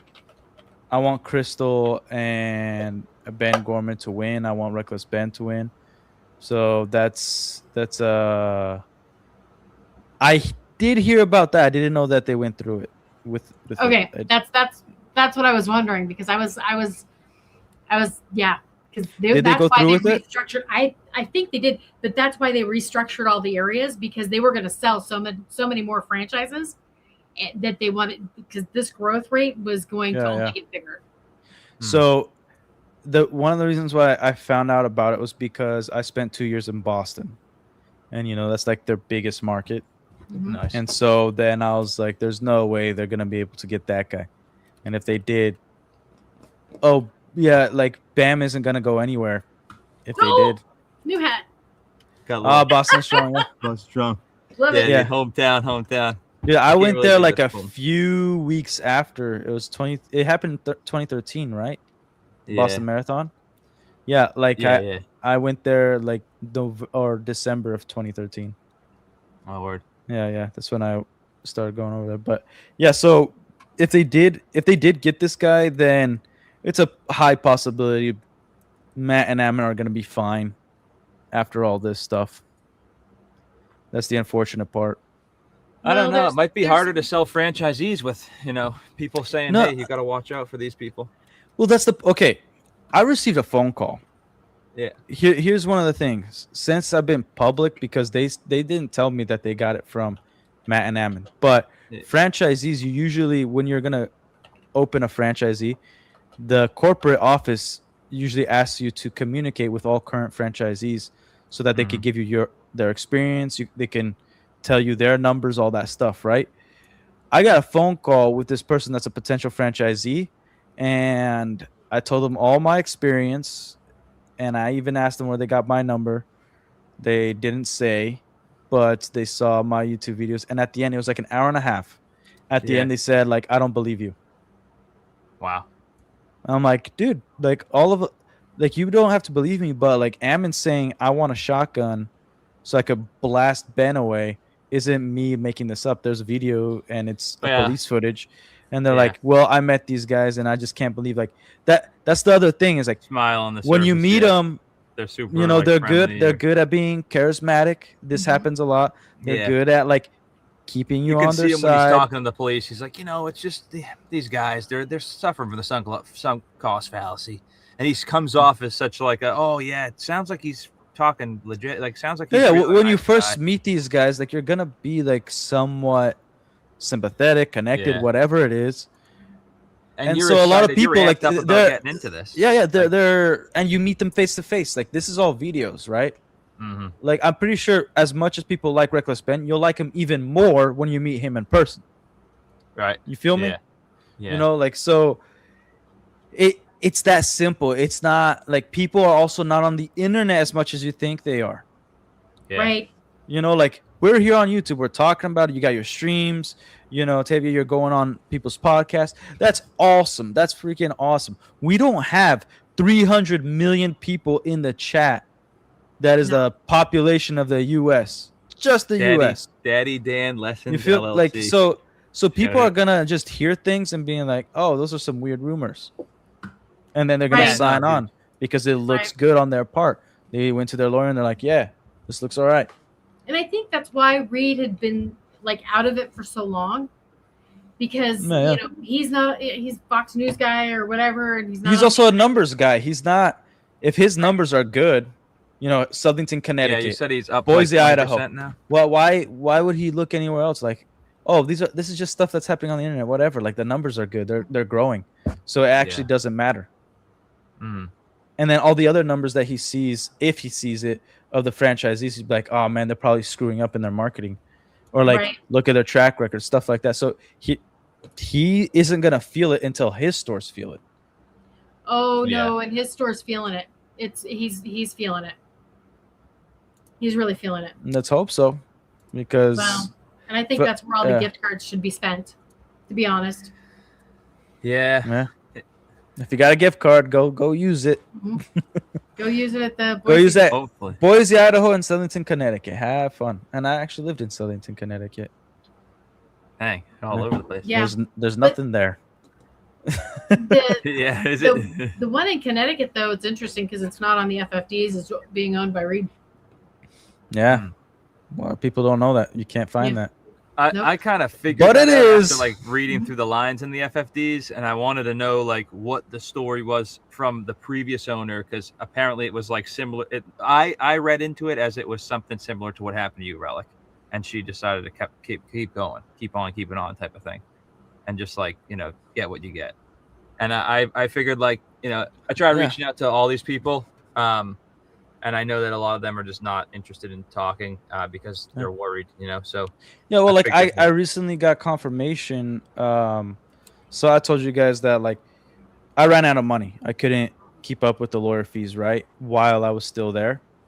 And then after they tried to pin me with their debt, the $500,000, you know, crazy. I seeked out new lawyers, but I didn't have money, and I was working like. I was averaging 87 hours a week, and I'm trying to see if I could at least put down a deposit, right?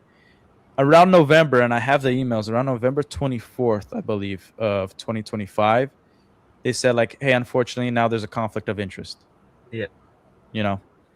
That's super and sketchy, so then dude. the second lawyers that I was gonna start working with, they couldn't even represent me. So I'm like, I just like, gotta move go on and talk to this guy so that we can make even more off the situation by continuing to litigate this.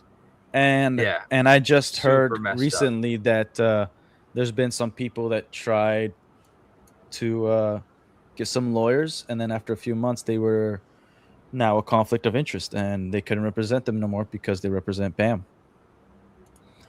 Or something in relation to a client that their client is from BAM. That is BSF right there. Full BSF.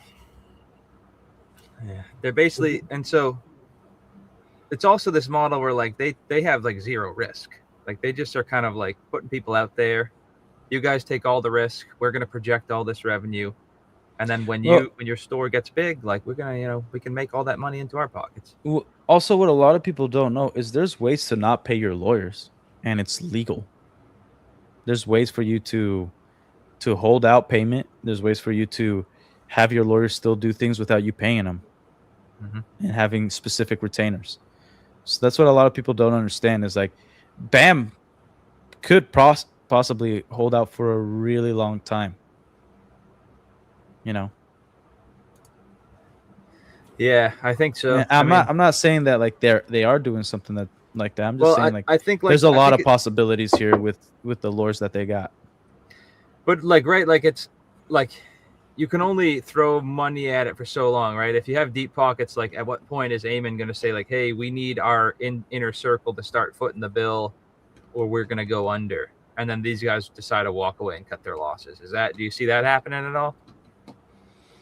At some point, I don't know how Reed, being as smart as he is, would continue to dump money into it. Yeah. But again, he buys his kids' jobs, and Adam works at corporate. Interesting. Yeah. Adam Brimhall is one of the ones that cleared out my store. Yeah. So like the way it would work is there's only a few ways to force somebody to sell their shares of the company to somebody who already owns it. But if anything, Reed would just put in his son as the CEO and nothing changes. Yeah, no, and that's why I was in everybody's chats going, we need to start looking at Reed. And yeah, I think I said it to enough people change of chairs. Somebody was like, yeah. That's super true. So like, in order for anything to change at Bricks and Minifigs, which this is almost impossible to do, is everybody that worked at corporate is no longer at corporate, and that's there's no way. It's impossible because I mean it is possible, but it's like someone has to like either who are they gonna go to jail. Yeah, like well, you gotta get like an Elon Musk situation, but like buy Twitter. But also, BAM is not worth anything socially. It's not worth anything financially. Like it's just it don't matter. They're out type of like. Sorry, you cut out. There we go. For me, no, yeah, we're back. I heard you. I heard you the whole time. But no, like BAM. Hey, Crystal. They're not worth anything socially. You're saying. Well, like it's like okay, Twitter. What do they have? They had influence. You know what I mean? Crystal, like, shout out.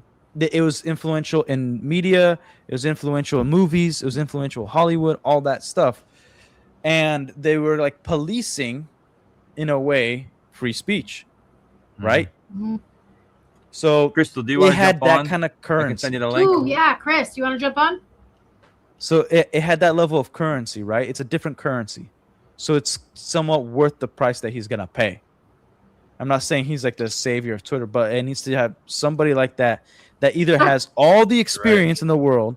They need to understand franchising, and then they just come in and they could turn it around in less than a month. Yeah. And I pointed this out. If you want to join, I'm going to send the link to And I pointed this out before. You have to have a level of clout within the community or within YouTube. Like for instance, if it immediately turns around, just having somebody famous now own Bricks and Minifigs or be the CEO. Like if you point to, let's say you get Brad Pitt, already people are like, okay, cool, Brad Pitt owns it. Doesn't matter if he has business knowledge or nothing. You know what I mean? Yeah.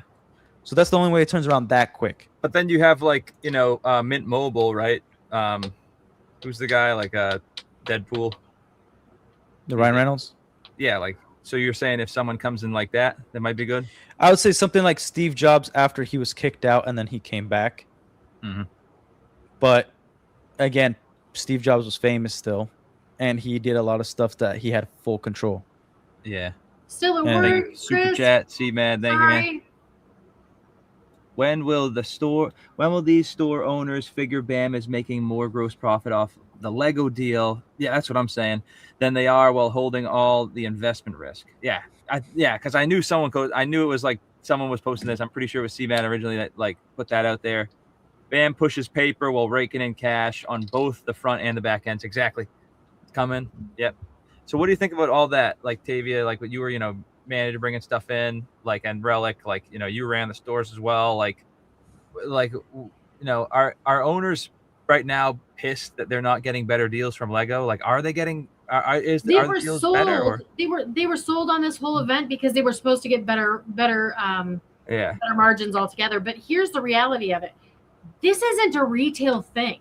If you're not getting much better margins than this, then why are you in it? Because you have like, even if your margins are 25% for product, 25% for overhead, 25% for wages, and then 25% for profit. You can't operate in that realm, paying 90% for your products. It just doesn't work out that way. I think I think you should, again, I think it sucks, but you're stupid if you relied on this. Right. That's like, but you know what the shitty thing is too, like they sold people on this idea. Like they told a lot of people coming in the last couple of years, as what I've heard. They said, hey, we're going to get this great contract with Lego. It's coming down the line. But if that's what you bought, you're not the contract with Lego. Contract with Lego would be amazing.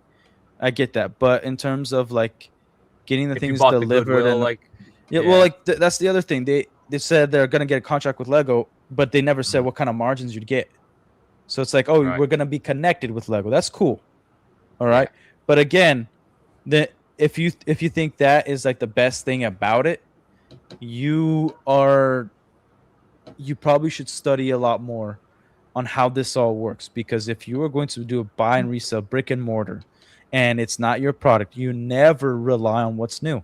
Also, the same thing with like, August 1st releases. How does that benefit any location? Okay, because you need to know what sells for your specific location. What kind of customers you got? What kind of people come through the door on August 1st versus November 1st versus September 1st? What kind of people are you getting? Do they even care about August 1st? Or does everybody go to, like, for instance, one thing, people started recognizing our store as like, we care about Star Wars Lego collectors along with Pirates of the Caribbean collectors.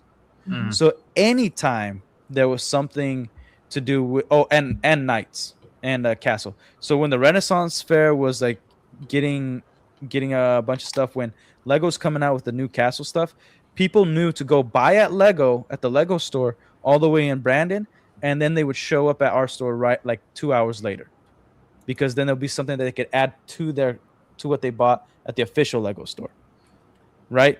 And just the same thing, like May 4th. We never promoted May 4th ever. We're like, no, we promote May 25th because the real fans, the big boy fans, they're gonna come May 25th. That's when Star Wars actually launched in 1977. And so then when we had some big collection to promote, to not counter or try to compete with Lego, we allowed Lego to promote for us. So like, big stuff on May 4th. And we would say things like, after you go to the Lego store, be prepared for a big surprise at our store. And then they would come in after, that had nothing to do with the sets that they launched. And then we would inform them, not only through social media, May 25th, we're even doing something even bigger. Boom. Then again, you're not sharing, you're not competing, because it doesn't matter. Like, Lego will always be number one if they're launching something. Things like, my bad. So go ahead. But unless you were going to have like a midnight release party, and then you were going to make it a big deal, and it was going to be and that was going to bring the people in, was like the big Lego sets that were dropped. But then you relied on them buying other things while they were there, and you were just throwing a huge party to attract a bunch of stuff. If you had that market, that would be fantastic. But at some point, if that's not your business model and that's not what fits your neighborhood and your community and what you cater to, then there's no point in doing it. Yeah. And also the contracts with Lego, everybody knows, well, you should know that the first contract that's going to come through, it's like, hey, you have to buy these sets that Lego is telling you to buy. Doesn't matter if it sells at your store or not. This is what you get. Totally false question, right? He was asking if franchisees obligated to buy and carry a certain amount of new Lego product. Yeah, it's whatever Lego offers. Be like, you're allowed to buy these ones. X, Y, and Z. Bricks and Minifigs say, hey, you guys have to spend like $6,000 each on this order.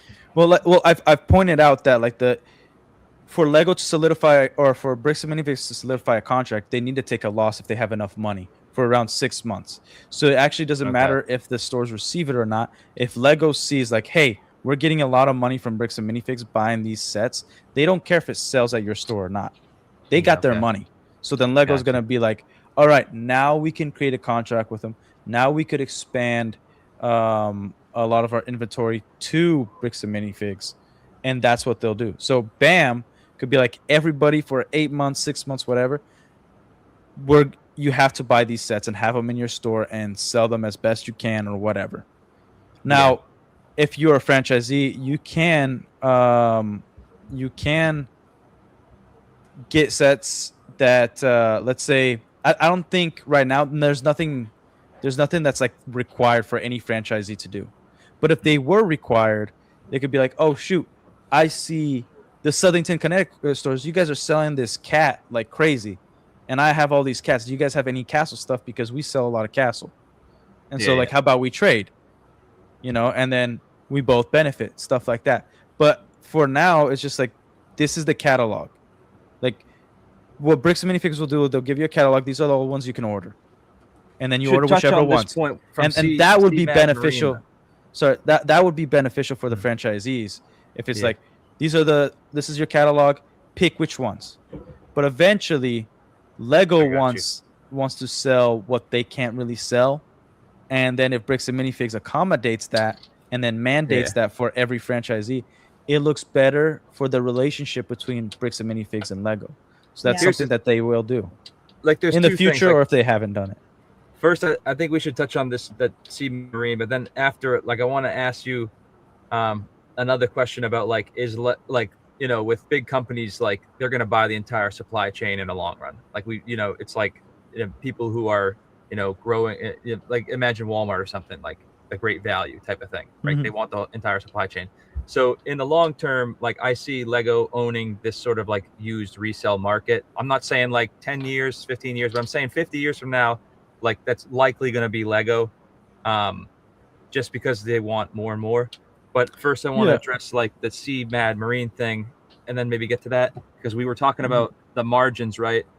But like, if they get this new contract from Lego, right, they got new margins. Maybe they're not sharing that with the franchisees, but also these invoice discounts, they could be pocketing these as well. They could be making money on year-end rebates, Lego marketing dollars the stores are losing, right? BAM, new collecting marketing dollars from both Lego and the franchises. So is that potential too, that they're like, I mean, it sounds like it checks out. Like there's probably a lot of like benefits if you're dealing with a big supplier. Like when you go and buy a truck at some of these places, they're like, okay, we're going to give you this truck we're going to give you this rebate for trade-in. We're going to give you this rebate for buying XYZ. Like, there's a lot of things that they give you. Well, like the profit margins make sense for Lego side of things. They don't know if this is going to be a viable partner. Okay. Yeah. So, all right, we're only going to give you a little bit of benefit, and then that's up to Bricks and Minifigs to help out their franchisees. Like, hey, look, for a time we're going to take the loss, but we're going to give you the 20%. So corporate's going to take a hit. But is it actually corporate, or is corporate actually getting these invoice discounts and these year-end rebates, and they're not sharing any of that? Corporate's pocketing all of it. Yeah, exactly. But and I think that's the point. What you want from, like, what BAM wants to do is have some leverage with Lego against Lego, so that they can renegotiate and eventually get the margins better for their franchisees. Because if it's just again, they might do whatever it takes to get the contract with Lego. They might even buy it like retail price if needed, if that's an exit strategy. Because if any company that sells Lego and then say, we actually have a full contract, and they show it to an investor with Lego, that makes the investor look, or the potential new owner look past so many things. That's like, hey, they got a contract with Lego, and that's already worth this, and this. Yeah. Okay, so we got Jen Martin. Hey, Jen. Jen in the chat said we aren't mandated, so we're not mandated to buy a certain amount to total AFOLs questions, but the options are limited. Yeah, so that's Shout out, Jen. It's pretty. normal. Yeah, shout out to Jen. It's been a while since I've seen you. We have no ordering requirements from Lego. It's mainly about what Lego allows us to order. Okay. Yeah, there you go. Okay, so I've got a quick question. On the sets that you were required to send to Eugene, were you reimbursed? You're talking to me? Yeah. So at the time, they already took it over. Interesting. Okay. Right. So my situation was different because I came up with the plan of like, hey, I'll stay on. Margins are better. But they pretty much, like the way Brandon worded the termination letter to me, he was like, you're gonna get this letter. It's pretty much like just legal stuff that you need to receive, and then later on we'll negotiate, right? And then it took me 3 months after that letter to get a hold of Ammon to be like, all right, so it's like money gonna go to escrow. Are we gonna negotiate how much everything is worth? I still haven't seen the inventory list and all that stuff. And he was like, no, you're done, man. You're no longer an owner. Right. Okay. And then, then after that, Josh and mainly Josh, accused me twice of stealing, and I proved that I didn't. And I'm like, where did I steal? I'm like, tell me the date and time. Your cameras are all here. Yeah. And you could track everything. Blah blah blah. I want to just do a quick shout out to Jen. Okay. So I was trying to get in touch with David and Lindsay Orr from the Connecticut, because I know David came out on his Facebook saying that if you come to him in person, like I'm super close. If you come to him in person, he's willing to talk about the independent association. So if just saying, Jen, if you have any contact with him, like I'd love to like get down there and try to get the word out if he thinks that would be helpful to like put the word out for the association. No, but yeah, and then later on, like Brandon and Josh, like the last month that the store was open, and I found out recently that they made a bunch of lies about me to multiple stores, but they claimed that they never owned it, and then we had to change our W-2s to corporate's W-2s so we could get paid.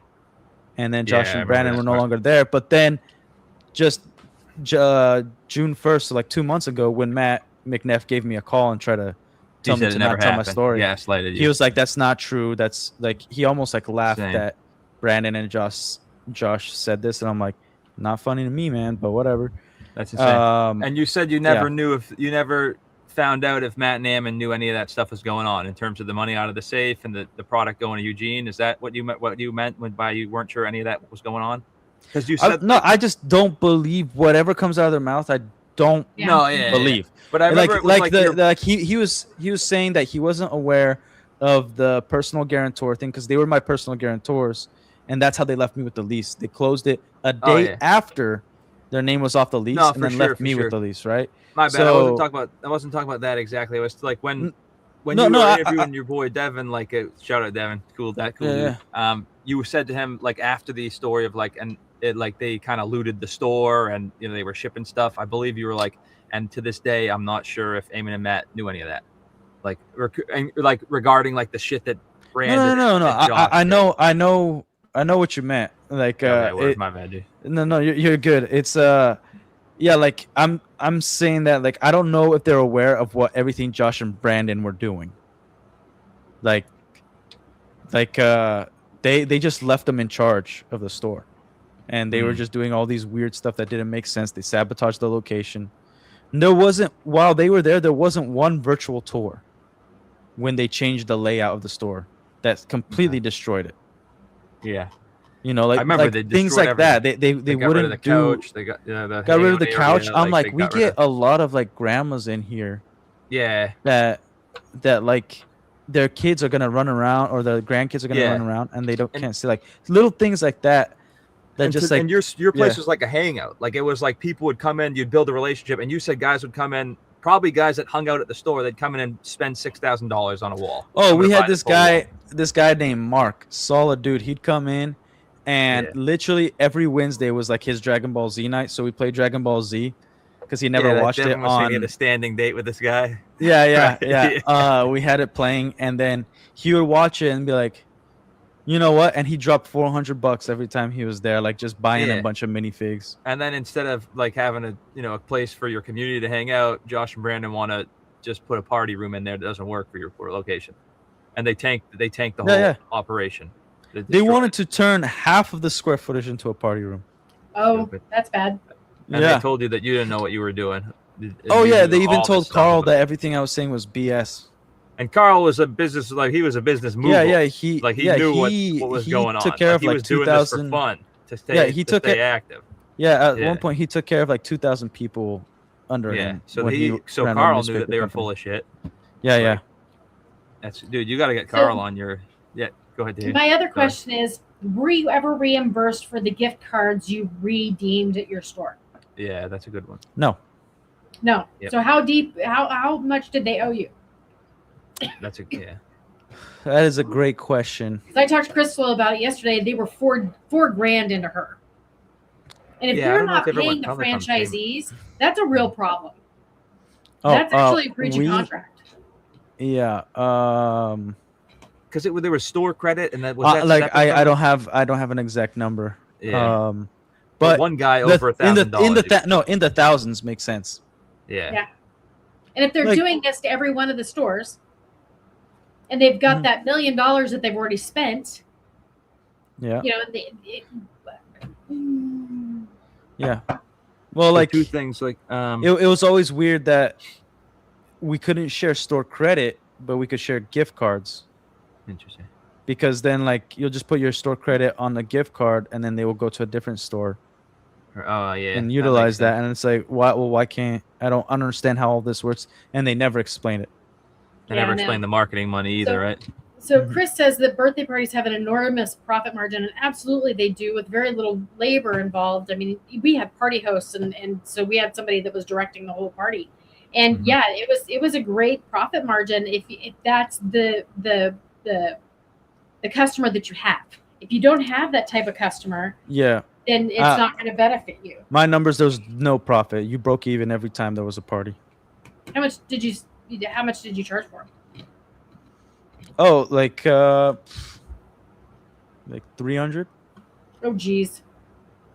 Yeah. Wow. And that was like for like 20 kids or something like that. And then I noticed like, well, one of the reasons we broke even is because we wouldn't get customers while there was a party. If there was a party there, people would leave. And then the employees have to clean up. So I calculated, how long is it taking each employee? If I pay employee this much, and then it made even less sense a year later because here in Florida, they changed the law that minimum wage was $15 an hour. So great for big stores, but not for the small business, man. Like, so you're getting screwed. So there's all this stuff. It makes sense with your location because you described it like you like, for those that don't know, like he wanted it to be like it was like a comic book shop. It was like a hangout. So obviously if there's a big party going on, not as conducive to and we only did it once, and like we only tried to do a party once, and then we're like, oh well, now that I see the numbers, screw it, never again. Okay, so maybe you we're never doing a party. We're never doing. Well, like what we would do is I would come in earlier, and if there was like a school that wanted to do a field trip or summer camp, then I'd be like, all right, these are the times you guys can come in before the mall even opened. Nice. So that's what I would do, and I'd be the only one there. I'd handle everything. I'd clean everything. That way, I don't have to spend any money on labor. I don't have to spend, I don't have to recalculate everything that model though to get around all the downsides you were talking about. Exactly. So why I'm not a freaking moron. Well, why didn't you keep going with that? It's just that wasn't our clientele. Like we didn't have, like, we would get maybe 1 or 2 people requesting to do a party. And then I try to do this thing with another location that's like, hey, look, if I send you guys this mom or family that wants to do a party at a Bricks and Minifigs, can you give them a discount because we don't do it at this location, but I'm sending you, my clientele. And at least one of them was like, heck yeah. And I don't know if it ever went that way, if they ever like actually gave them a discount, but I would I would tell everybody that requested a party at our location to go over there, because their location, they actually had a really nice party room. I think like Pizza Hut and Little Caesars was super close to their spot, all that. So it sounded like, to me, it kind of sounds like you just didn't want anything to do with parties, kind of, basically. Oh yeah, like that. So it could have been profitable, like it could have been really nice or whatever, but you just figured. Yeah, but I'm not a Chuck E. Cheese, bro. Like, I mean, that's you know? fine. Like, it's for different Yeah. strokes for different folks. I'm not saying you should have done it or whatever. I'm just saying, like, Yeah. different stores operate differently. No, all- yeah, that's like all it you comes can down make, to. but then again, it's all the time that you want to spend on it, right? So like for me, I was Yeah. like, okay, I'd rather sell one person a set of $10,000 than like 100 people and only make $10,000 in a day. That So let me see what if I can do that. And then we had most of our how do I put it? Most of the conventions were really close to the location, so we get so many people coming from, you Yeah, I know, remember you mentioned that. Brick World and all that. And so Yeah. I was like, oh shoot, we're getting like a lot of people, and like a lot of YouTubers were coming by, That's and all of them were willing to spend thousands of dollars at one point, you know, at one time, I mean.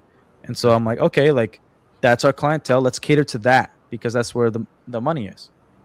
Can we jump back Yeah. to this? Like, Yeah, CD Marine was saying, I have a different opinion than Relic on this. You have 300 stores. You are negotiating on the totality and the future store growth. You aren't sitting at the table just letting Lego dictate. And I agree with that. I agree with corporate that. keeps stores intentionally. Yeah, I mean, yeah, definitely. BAM has the power, and they aren't negotiating for the benefit of all. I mean, yeah, that's. I don't Yeah. think BAM has all the power. Well, I mean, I think it's in reference to like BAM has the power in the franchisor relationship, and they're not like letting. Oh the yeah, they franchisee- could yeah. choose to not be retarded, but they don't do that. Right.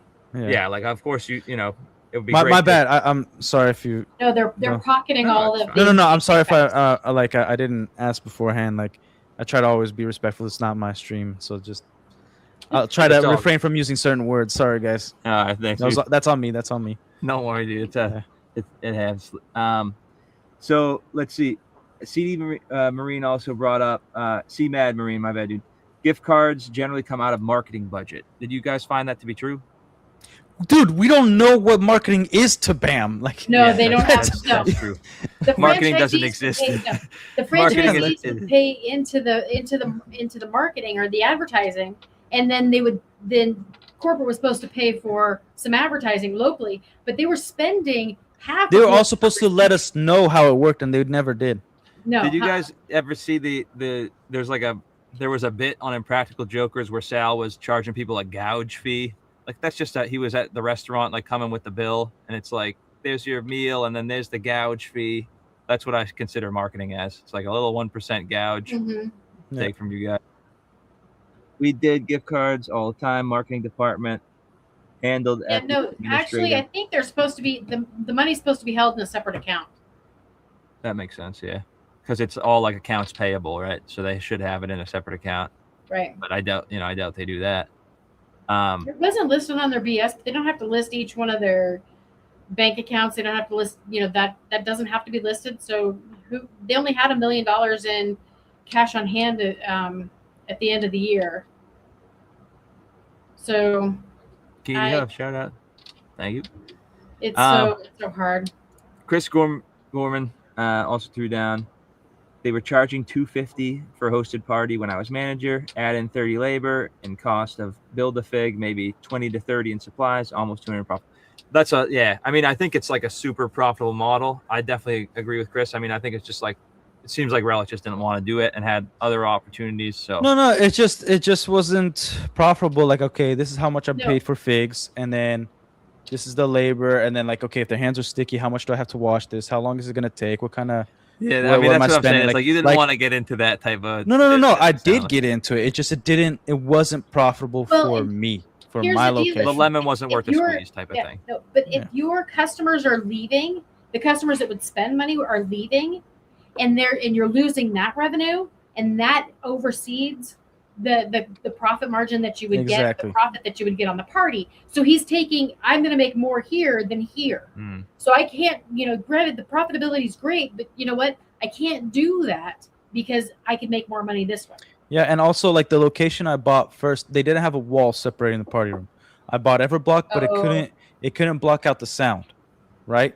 So then, and I had customers that were like, if you guys start doing parties, I'm leaving. I'm never coming Yeah. back, because people want to come in at any time they want to come in and feel comfortable that they're going to relax. It's not going to be loud, whatever it is. And we had wood floors in the first one, so it echoed. Oh. And like you just pointed out, $200. Like if I could make $400 in 1 hour Right. versus 200, why would I trade the 200? Because also these are customers that can make their own decisions versus customers that have to talk to their parents and see if they got some change here and there to buy them a $5 minifigure, which is great, but we had that option the entire time, you know? And so like those things I did for families and like have them like kind of do their own thing at the store, but not parties where I didn't charge them anything, and they spent more because I didn't charge them anything. So I'd be like, oh, you can have your party. Like I would talk to like restaurants close to me. I'm like, have your party there, and then you guys just come here and I'll set a separate bulk table for you guys, and the kids can just play there all day. It's fine. Nice. And I didn't charge them nothing, and I made more money doing that. Yeah. Yeah. Makes sense. And it works for you, and you should have that lateral movement to do what works for you. But because BAM hamstrings you so bad that you can't do what's best for your store, it's just crap. Yeah, it was. Yeah. But hey, I do gotta run. All right. Yeah, it's a long stream. But hey, we'll. How do I pronounce your name? Taveya. Taveya. I want to read Tavi. That's all right. Taveya. Get in contact with me. You could get my contact info from Maddie, and then we'll set something up. Oh, A+, yeah. Nice. Absolutely. Yeah. All right. I'd love to do it. Thanks, man. Just have a good night. All right. Bunking in the chat. Bye, guys. Thanks It's for great to coming meet you. through, Relic. Bye. Thanks, man. Lego dance part. Everyone takes their shoes off and throws Lego blocks on the floor. Ooh, Firewalk. Lego Firewalk, absolutely. Let's see. We have, I think C-Man Marine had posted another comment. But yeah, it seems like we've been going for a while. I mean, we'll probably wrap up in like maybe with a couple of 10 minutes or so. I'll shut it down. But yeah, glad everyone came out. Like tons of people and tons of good topics. I feel like too. Like Relic joined in. Yeah, no, we hit a lot of great things. We really did. Yeah. There's a few more questions from the original list. 3 hours. I know. What did you think about the 3 hour length? That's a stretch. We made it. Yeah, It's a long time. How did that happen? We put in a workout. I feel like I just got out of the gym. Great stream. I subscribed. Fantastic. Thanks Juicy so much. Fruit Gum. That's awesome. Yeah. Again, the people closest to the customer are the people that are the best equipped to make the best decisions and make part of the business. Yeah, I think to be fair, I think what I kind of got out of Relic's explanation of the parties, I think the parties are super profitable. I agree with Chris, but I also think that Relic didn't really want to deal with kids and didn't want to deal with the parties and all that.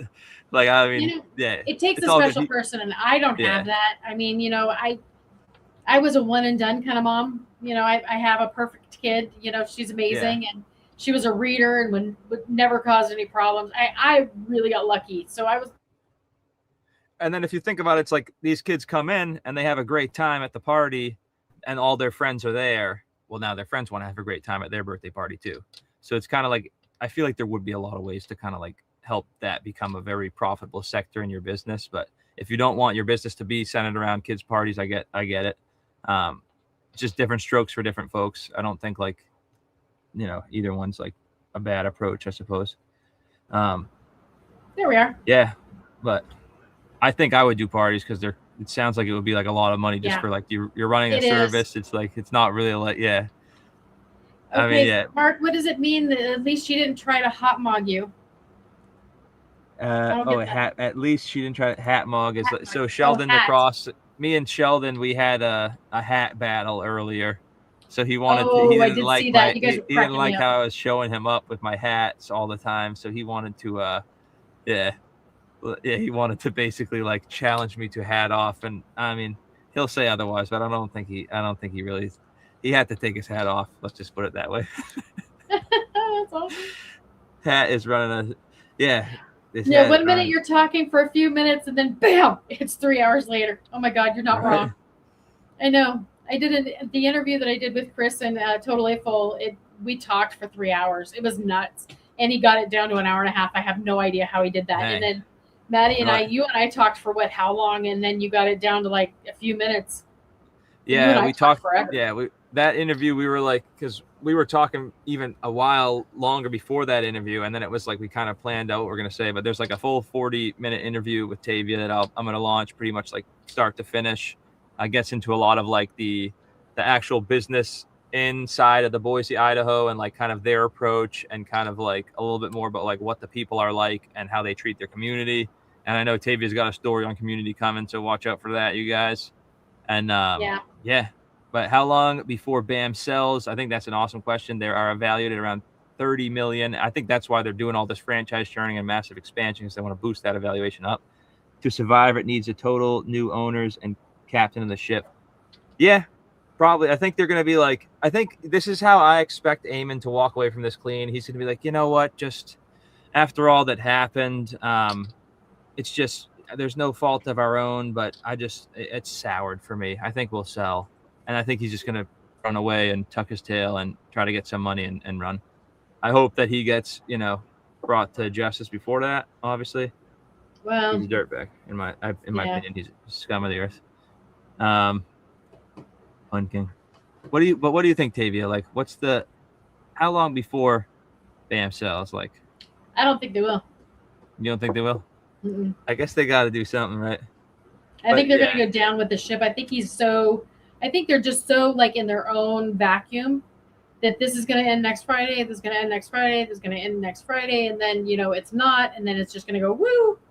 Right. There's not going to be anything left, and they're going to be in the room by themselves. But I just don't think, I don't see this, especially if somebody comes out of the woodwork and starts another franchise that's actually serving the community, or like some sort of co-op or something. I mean, there's so much potential in the profitability of this whole concept. If we could make a fly at it, it would definitely be amazing. But I think somebody else is going to have to come up and step up and compete in the open market, or that would be the one thing that would kind of get rid of them. It really would. Yeah, and Pun King said it well. 1 minute turns into 3 hours. Bam, 3 hours later. Yeah, right. You can see why the glasses would be a problem. Yeah, God bless Chris. I don't have a bunch of patience for a bunch of screaming kids. Oh, I don't either. I guess it's good we got Kay on. She's not doing kids parties. She's trying to look up all the details on BAM's financial misdeeds and take them down. So. I really like smart people. It's amazing. So thanks so much for hanging out. For sure, yeah. Legally LEGO LLC and Ron McNeff. That's awesome.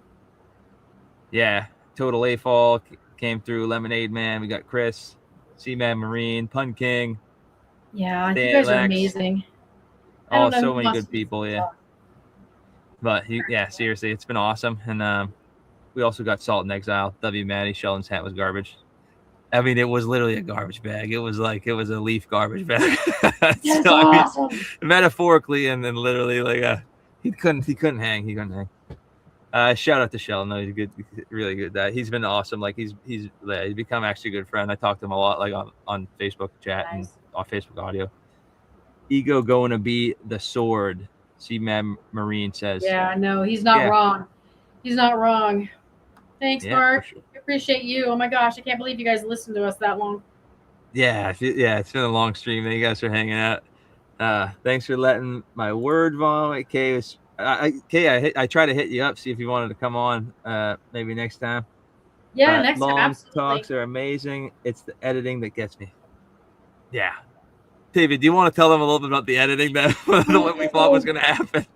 You can tell that story if you want.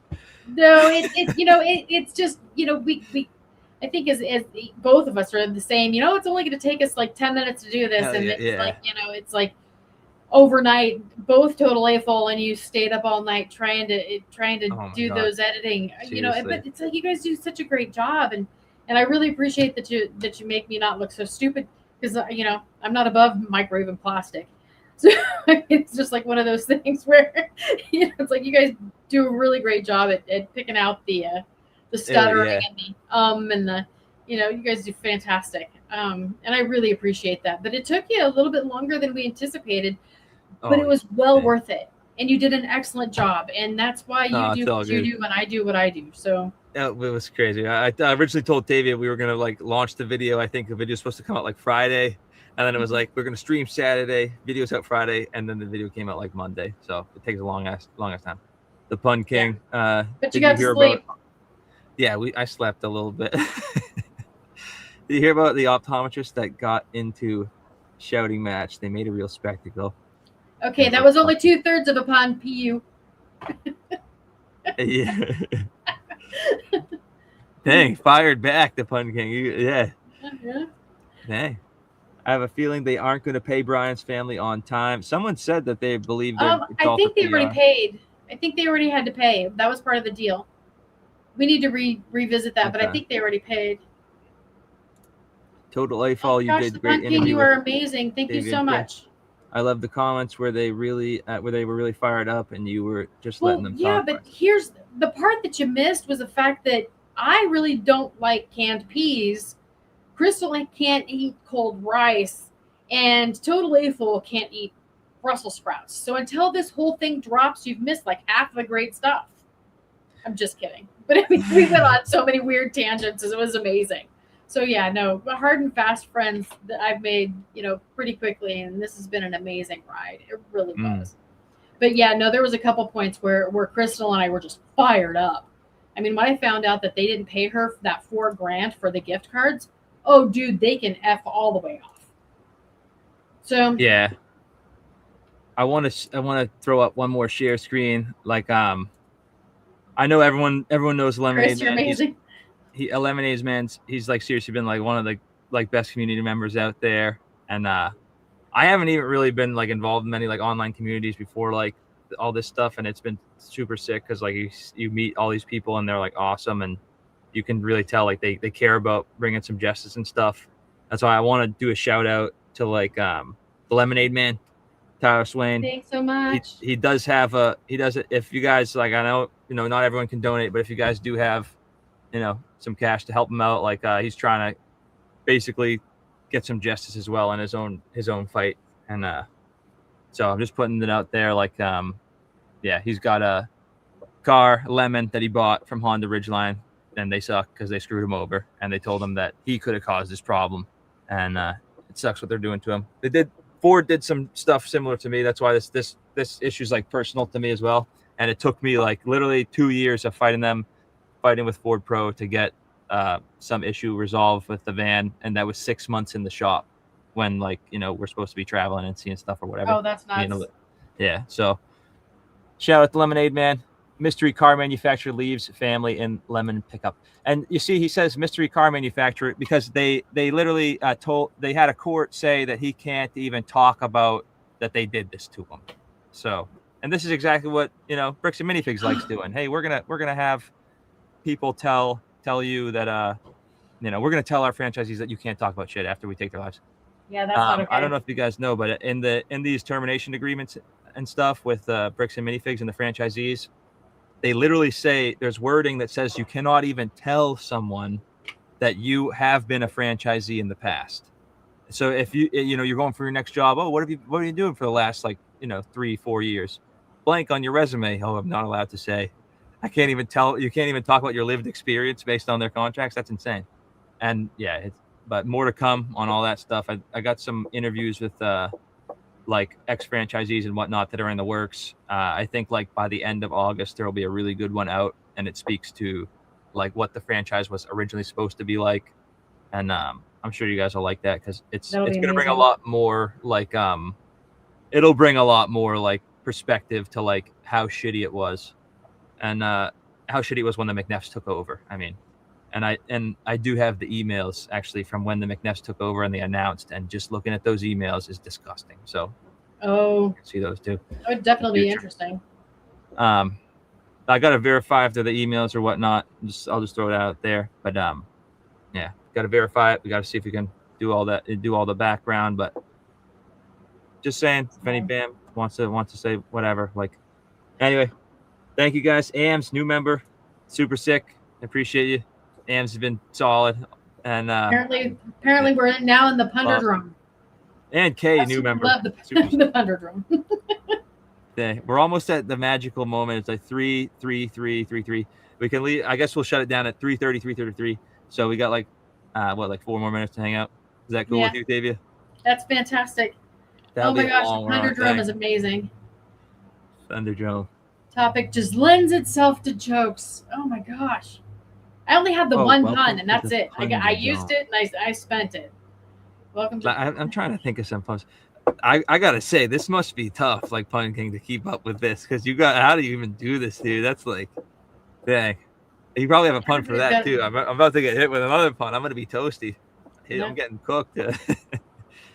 But yeah, Rose investigates in the chat. Another serious like slugger out there. Crazy. Really good. Everyone, so many good community members, just like keeping on top of BAM and making sure that they like pay their dues to justice. I hope that divine justice is served, because I don't know if Eamon deserves to rot in jail for the rest of his life, but he definitely deserves to be financially ruined for like a long ass time.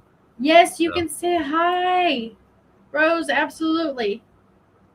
Can't I just say hi, LMA? Yeah. No, you can't. You have to be spotlighted, and you have to be praised, because you're awesome. Yeah. Yep. Big hat to you at AMS. Nice. It's almost like the Provo Canyon Correction Camp.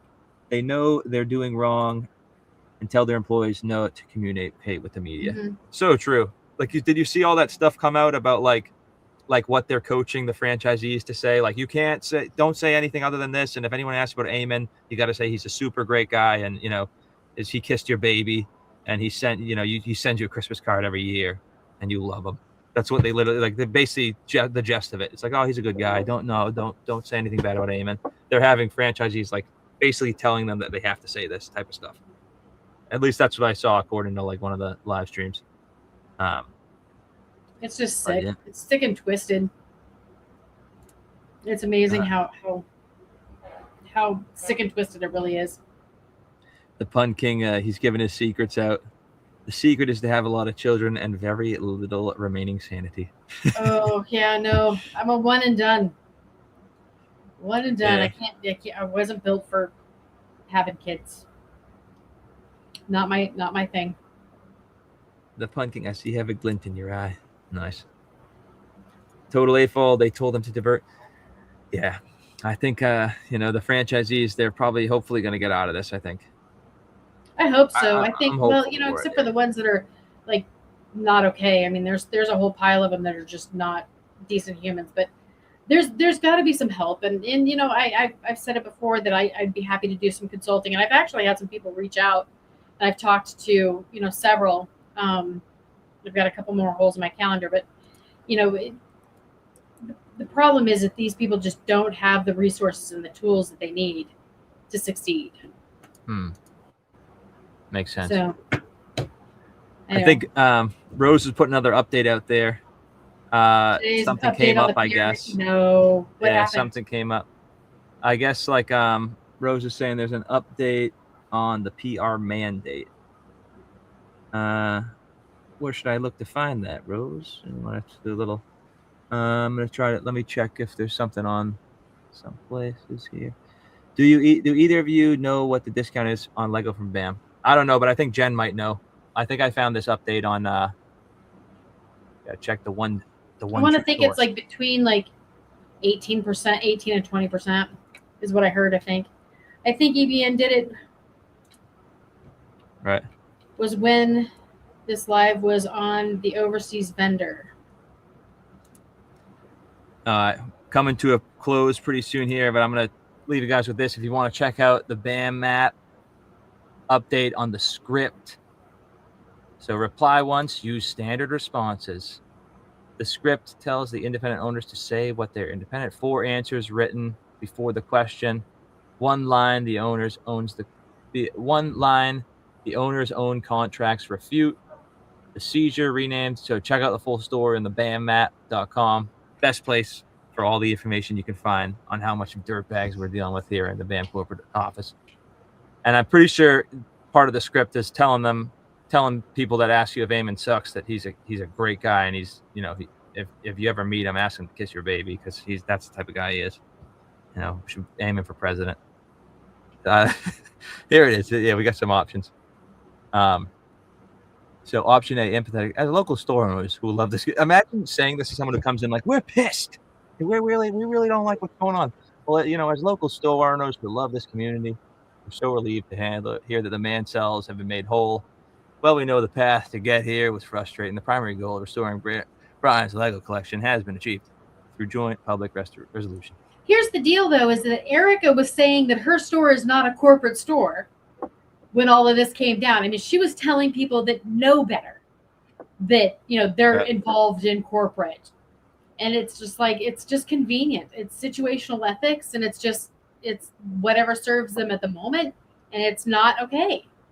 I'm pretty sure that, like, I want to, like, actually do a direct search for, like, Eamon, because I'm pretty sure there was, like, oh yeah, here it is. Comments attacking corporate leadership, Eamon McNeff specifically. It's like, really, like, not supporting local. Imagine if you're a franchisee that hasn't gotten any support and you're asking where the hell's our marketing budget going, and then where in the hell? Like, where's the August release? Yeah, where's everything? You know, we hear you. We know how painful this is, because, you know, we're suffering from Eamon's hands too, but we can't tell you that part. This situation was for the entire Lego community. As independent franchise owners, we hold our brand to high standards. You know, we do, but our corporate leadership does not. Corporate work directly with the Mansell family. It's just such gaslight. It's like literally what you say, Taveya, where it's like you say something long enough and loud enough. Like, are people really going to be like, oh, I guess that's like, it's some like, don't believe your eyes and ears type of like 1984 type of crap that they're literally trying to put out that type, you know. Well, the gaslighting thing is real. Yeah. So I feel like, it's definitely crabby, but you guys should check this out, because some of the responses are like it's so stupid what they're having these people say. I know we've been going for a long time, Taveya. No. I'm fading over here. I think we're gonna tap out, you guys. Yeah. But thank you so much. Thanks so much. I appreciate you guys, and, everybody in the chat. Yeah, we made it through 36. I think we're still in the magical moment. Yeah. So thanks, you guys. Clifton, Stan, Lex, Mark, the Pun King, Total A-Fall, AMs. Thank you so much for the new memberships too. Thank you. Mark and AMs and Kay, all you guys, super sick. See, Mad Marine, thank you so much. You gave so many awesome questions. Yeah. Hi to Autism Musician, super cool. Rose, legendary. Very nice, very nice. And Kay, crushing it. So many good things. Mark, sick. Lemonade Man, thank you for the moderation and everything. Stan, Lex, thank you for moderation. You guys have been sick. All right, we're going to close it down. Take care, you guys. Have a good night. Night. New stuff coming soon.